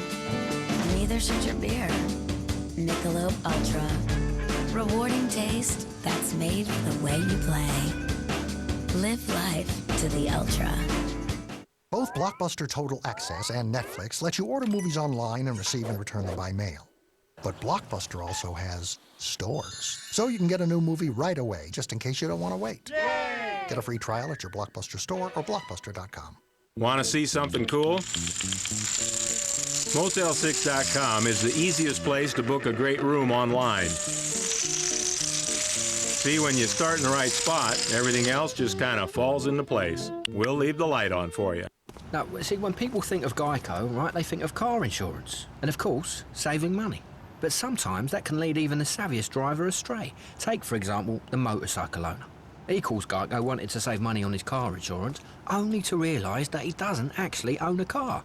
Well, needless to say, he's quite embarrassed, isn't he? Doesn't matter. Geico insures motorcycles and ATVs as well. That way, no one ends up looking foolish. Geico. 15 minutes could save you 15% or more on car insurance. It was known as the Tour of Chaos. This year, who'll get it back on track? Alexander Vinokourov, the most dangerous, determined, aggressive, and holding a grudge. Alejandro Valverde has all the tools to win it, if he can finish. Dennis Menchov, a good rider needs a great team, and he's got one of the best. Levi Leipheimer, new style, new team, and visions of a ninth straight American victory. The real drama continues. The Tour de France. Stage 3, live tomorrow, 8:30 a.m. on Versus. And you're sure I shouldn't go with a fixed rate home loan? Oh, yeah. You're gonna love that variable rate. Wait, what are all these fees here? Oh, that's stuff that's normal. I wouldn't worry about that. Congratulations. You have a home loan. But my home loan left me with a bad feeling. And then my variable rate started going crazy and got really expensive. You need a Capital One home loan. You're not kidding. Keep the monkey off your back. Call Capital One for a no-hassle home loan. You can get a fixed rate below prime with no hidden fees and lower your payments an average of $400 a month. Call 1-888-718-4455 or go to CapitalOne.com/home loans. Now's the time to get a fixed rate below prime home loan from Capital One so you can lower your payments an average of $400 a month. Just call 1-888-718-4455 or go to CapitalOne.com/home loans. What's in your wallet? Welcome back. Ride with us to the finish now. Those three boys broke at 18 kilometres. They are just on 5 kilometres to go, or 4 miles rather to go. And we pull back now to the peloton. They've got them in the gun sights, but they will not put up the flag. They have not given up yet. The gap, 24 seconds. Well, Paul, I take my hats off to these three riders because they are holding a really hard-working bunch here. Quick-Step haven't got complete control of this peloton.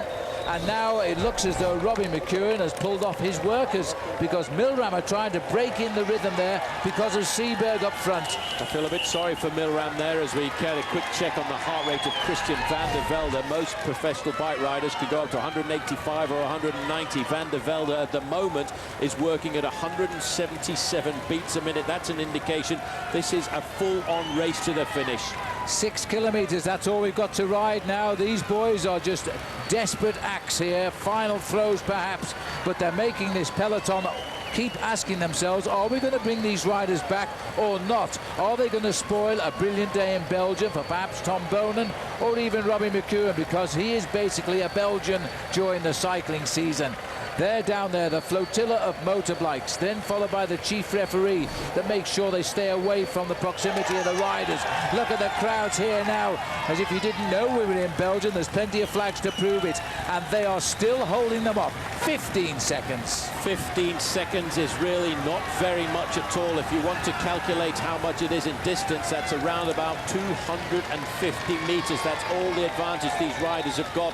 And if you look at all the motorbikes and all of the cars that are moving forward, that's the race referees getting everybody out of that gap, because the race referees know that this is about to be an imminent catch. But these riders, Phil, they are so brave, so courageous. They will not give up until the last possible moment. 5 kilometers to go. As Seberg turns the gas now, because the rain has stopped, the humidity, as you can see, is on our camera lens. It all brings this rather eerie feeling to the Tour de France. Riding through the mist, and this is a great move by Perez as he goes past now. This is a last-ditch effort, 12 seconds over the main field. He's got the gap. 5 to go. Rubens has gone. A Spanish rider leading in the Tour de France on a flat stage. Not unprecedented, but virtually so. And now it is again Hervé who tries to make amends. But I'm not sure now. But look at the face of Seberg too. They're hesitating. I think this is the last one. He's going to be on his own now. He's going to have to make it himself or not. We are only 4 kilometres from the finish, and he's holding 12 seconds. Well, he's holding 12 seconds. He's got to ride like the wind now if this man from the mountains of Spain wants to win on the flatlands of Belgium. He's looking now at just outside 4 kilometres ago. Here comes a big, strong Seberg. I said he was the strongest rider in the group. He's come across that gap as if it was nothing. But can he take a deep breath and get through? Because here comes Hervé again. The three men have been together, the Musketeers, all for one, one for all, as they broke away at 18 kilometres. They are now 3 from the end. They've haven't seen that peloton now for 140 kilometres, but they might see it in just a moment. The Lamprey boys are here now for Daniela Benatti as well. They've really made a meal of this. They have made a very long effort to try and catch those 3 riders, but once those 3 riders now started to attack like that, Phil, they will lose their impetus, they will lose their average speed. They will drop down from 45 kilometres an hour to 42 or 43. The race on the front of the main field now needs to get organised. So there's no one team. There's a lot of pink jerseys up there. That's T-Mobile. Those will be the riders looking for Mark Cavendish, who had a little bit of bad luck on the roads of the United Kingdom yesterday, but will hope to make that good this afternoon when he's on the roads of Belgium, where he had his first ever major success. Cavendish is right in there at the tail of those T-Mobile riders. He has made the right end of the split today at 3 kilometres to go. There is the banner. It is going to be desperately close. There is the catch about to happen. It has all happened just inside 3 kilometres to go. Somehow they've timed it to perfection. Look over your shoulders, boys. Well done, all 3 of you. But now get out of the way, because the train is about to mow you down as Liquigas also leads the charge. On the far right now is Quickstep. Now, will anybody try the luck? Well, if Tom Boonen wants to win this race here this afternoon, as they can negotiate that nasty little bend here, that's the bend at 3 kilometres to go I told you about. It's fairly straight now as we line up towards the finish line. This is the circular road around Ghent. They've got that final little kick at 750 metres to go, but for Tom Boonen to win, he needs to be launched into action. They call him Torpedo Tom here in Belgium, and he will be right at the end of all of his teammates. But floating in his slipstream, you can be absolutely certain there'll be a little man from Australia, the man in the green jersey, who for the moment we still can't see, and that is Robbie McEwen. And trying to get on terms, Mark Cavendish team of Great Britain. They're the riders in the mauve, and the blue jerseys are the jerseys of Tom Boonen. This is going to be desperate finish. These are the first time. Oh, there's been a terrible pile-up there. A massive pile-up on the road. The yellow jersey has gone. He will get the same time because of their international regulations. They will not lose time, but how many are down and who has gone down?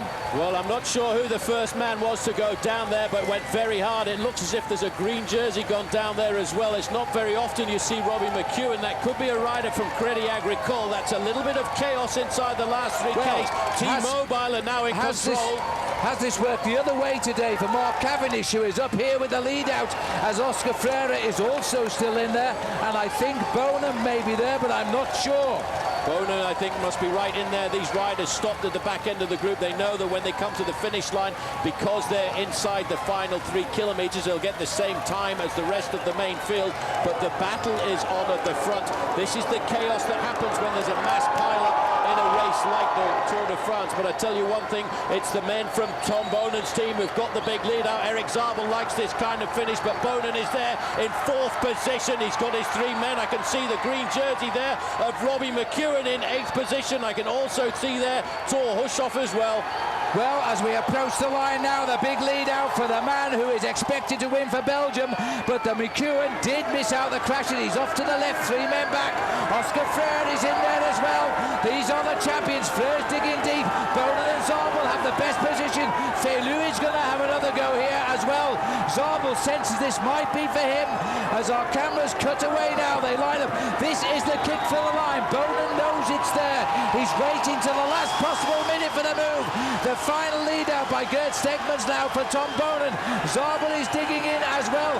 I don't think Robbie is going to cut through the mess here as they come up to the line. It is a desperate, desperate finish, but he takes it on the line. and not only that, but it is first and second. I tell you what, Phil, did you hear the cheer on the opposite side of the finish line there when Tom Boonen crossed the line in first place? He had a very difficult time getting that victory, but that was good teamwork by Team Quickstep. This is the little bit of devastation that has happened behind, and what a dramatic crash that was. Once again, it just goes to prove you have to be right at the front end of the main field if you don't want to be involved in any of these kind of accidents on the run into the finish.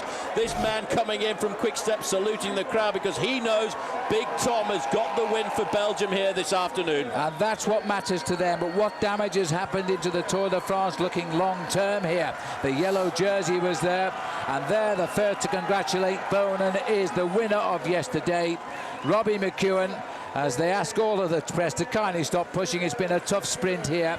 Now, the regulations state when you fall in the last 3 kilometres, you cannot lose time. You get the time of the group you are with when you fall. And, of course, the whole field was together. So Cancellara should keep his overall lead.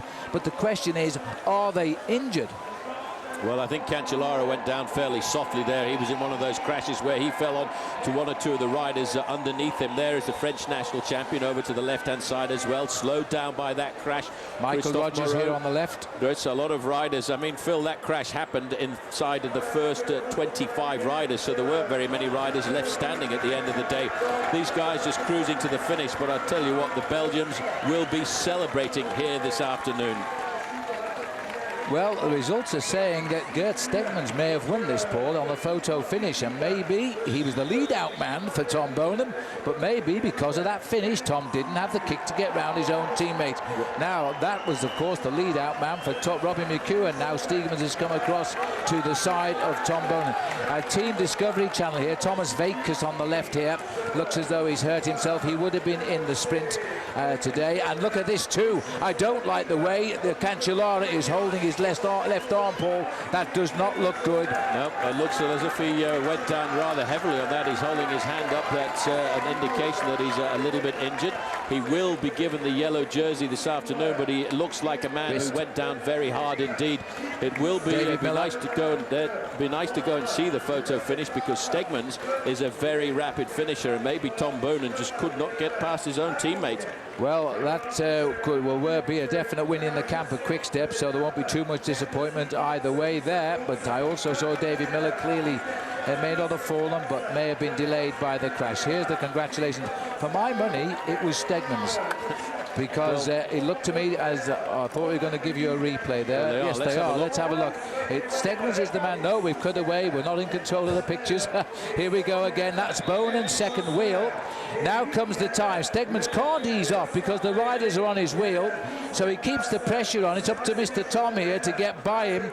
Our camera, unfortunately, not showing the bottom, but for me, it's going to be desperately close here as they race. And look at the face of Robbie Hunter to the right, Foster way off to the right, McEwen also washed away, Zabel centre left. Oh, it's Stegmans, he knows it. Well, Tom Boonen was it looks obvious on that pitch. Stegmans has won. Gert Stegmans has won the race. There's no question about that. Well, good for him. Well, I'll tell you one thing. I don't think Tom Boonen actually could get by him there, but that's a great result for Team Quickstep. That was a massive acceleration. Good job of work. You can see there in third place is Eric Zabel. Robbie Hunter looks like he's going to creep well inside of the top 4 there as well. Hunter over on the left-hand side in the red for Team Barlow-Word, trying to sneak up the outside of Eric Zabel. And in fact, I think at the end of the day, Hunter may well have got himself a nice third position.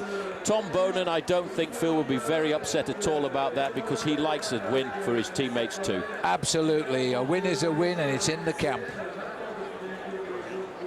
Well, what a wonderful result that was, and now it looks as though Quickstep have got the win, but not quite the way. But that crash, just what damage has this accident done? It was a horrible looking fall, and late into the melee was the yellow jersey, thinking he was keeping out of trouble there, and he sat down on top of all of the riders underneath. We'll come back with the results very soon.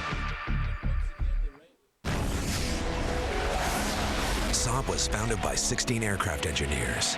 Their spirit lives on in the turbocharged 2007 Saab 9.3 Sport Combi. With all the storage space you need, an estimated 30 miles per gallon, and a starting price under $29,000, you're closer to owning a jet than you think. Saab, born from jets. Log on to versus.com/fly to the finish for your chance to win a 2007 Saab 9.3 Sport Combi and a new Cervelo bike. They're all doing it. Even my car's been doing it. But everyone loves their cars. They'll never believe it. We have to do something. Esurance Auto Insurance can help. Calculate your carbon emissions and find out easy ways to reduce them. The average commuter produces a 3.4-ton cloud of CO2 emissions. By carpooling, you can cut that in half. Special agent, we can all do our part. The road to change starts here. Visit esurance.com/SOS to find out how you can help save some green.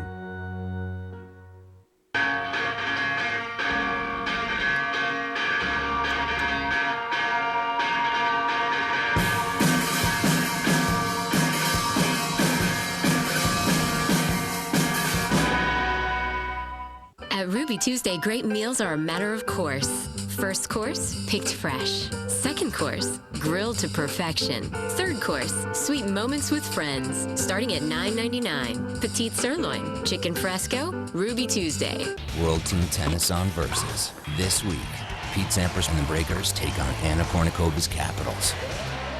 Sunday at 11:30 on Versus. Hey. While other kids were playing games, Jenny was building sandcastles. No one thought she'd ever live in one, except for Jenny. Go inside the world's most extreme homes. All new series. Mondays at 9 on HGTV. Find exactly what you need at Searchlight 888. Press 888 on your Comcast digital remote and go exactly where you want without leaving your sofa. Go to Automotive to search for cars, trucks, and SUVs from Denver's hottest dealerships on Searchlight 888.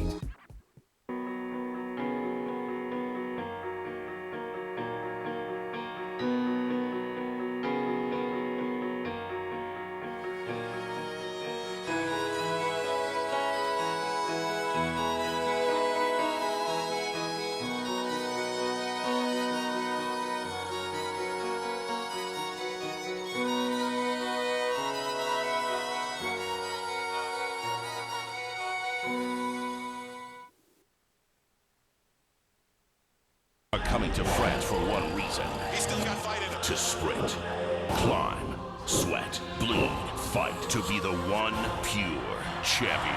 The real drama continues. The Tour de France, Stage 2 enhanced, tonight at 8 on Versus.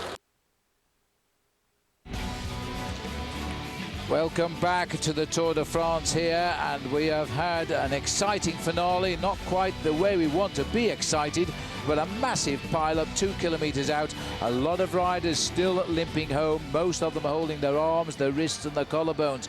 I just hope they're okay.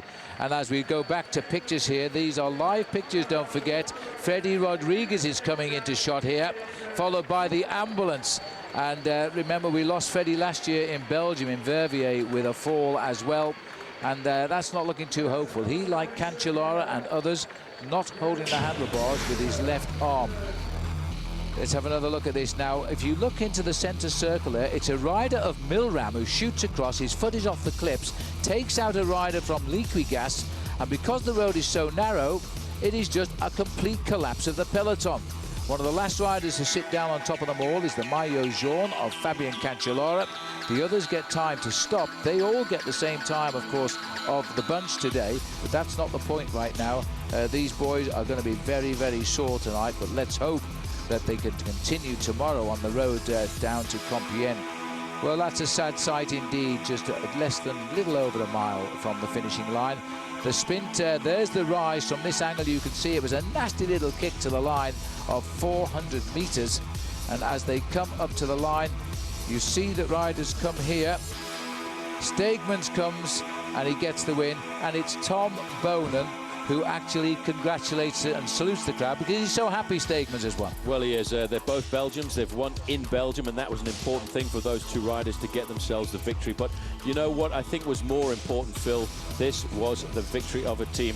Alexander Vinokourov, I think, very happy there, as you can see, as he blesses himself. Relieved, he was not involved in that crash. But the question is now, we'll have to wait for a little bit of time to find out just what the injury list is from that dramatic crash at 500 meters to go. Well, looking down here at the cathedral here, we are in Ghent. The first time the finish has been here since 1958 it was. There's Gert Stegmans getting a tremendous victory at the moment. Let's have a look. We can give you the results so far. Here they are. Gert Stegmans getting the win ahead of Tom Boonen. Filippo Pozzato appearing for the first time in third. Hunter confirming his ride yesterday by taking fourth. And Feilu is there again. McEwen this time is in sixth. Zabel is in seventh. These are the men who missed the crash. Again, Sebastian Chavanel riding his first tour, completing top 10. Further down, more sprinters in those top 15. In the 20th place, Fischer gets in. These riders now all getting the same time, as the whole field will get the same time today. They won't lose time for falling off, but can they get themselves back together again? As we look down to the top 25, Tozzato there, completing the top 25 riders.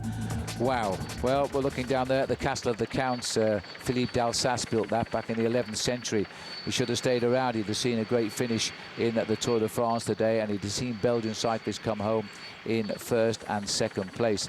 But Paul Stegmans will be a happy man today. Robbie McEwen, they said they wanted to keep Stegmans on the team. They couldn't afford to keep him. He left the team. McEwen could have done with him today. He certainly could have done. I think Robbie McEwen will be very happy with the fact that he was upright and managed to get himself to the end of the stage this afternoon. But Gert Stegmans has won himself so far 3 races this year. Today was his 4th race, and I have to say that man is a very big, powerful bike rider. But for Team Quick-Step, it will also be a double-pronged sword, because I think if the addition of points is done, we'll see that Tom Boonen will climb up into the green jersey. So he will ride out onto the roads of Belgium tomorrow in the green jersey. Not the yellow one that he did as he did last year, but at least it'll be a jersey that the Belgians will recognise and enjoy and congratulate. Well, the bonuses, of course, count on the finishing line for the first 3 riders, but they were the sprinters, and it shouldn't affect the overall position of Fabian Cancellara. Everybody gets the real race time for the day, because there is an international regulation. An incident in the last 3 kilometres of the day. Riders who, whatever group you're with, you get the time of that group, and the whole field were together, so nobody loses time because of the amount of time they spent on the road. So it should be, in theory, we should see Cancellara come up for the yellow jersey, but the thing is, can we get him in shape to come up for the yellow jersey? Well, we'll wait for the podium as long as we can, everybody, but I don't know whether we're going to see it today or not. Let's remember, though, that tomorrow the sprinters can continue to lick their lips a little bit. We're out on stage 3. We will say goodbye to Belgium tomorrow, and we will race down now into Compiègne, home of the start of the Paris-Roubaix cycle race. Boy, the sprinters are turning it on in style, but we don't like to see those crashes like that.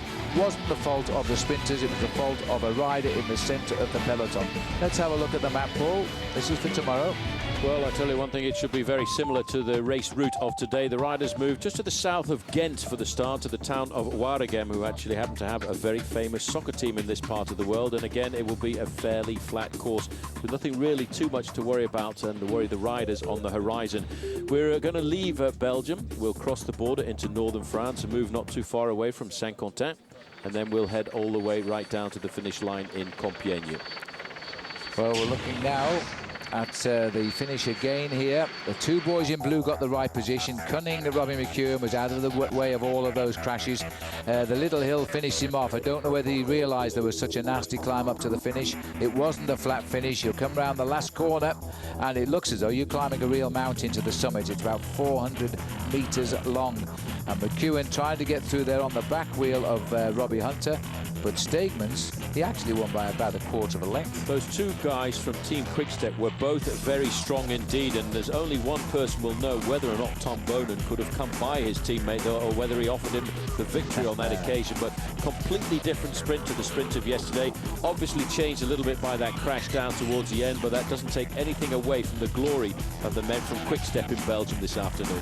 Well, I think we can tell from these pictures Boonen wasn't too upset at losing that sprint, because I think he was particularly happy that a man who's in this team to lead him to victory has done it for himself, especially as, of course, Tom was the sweeper for second place.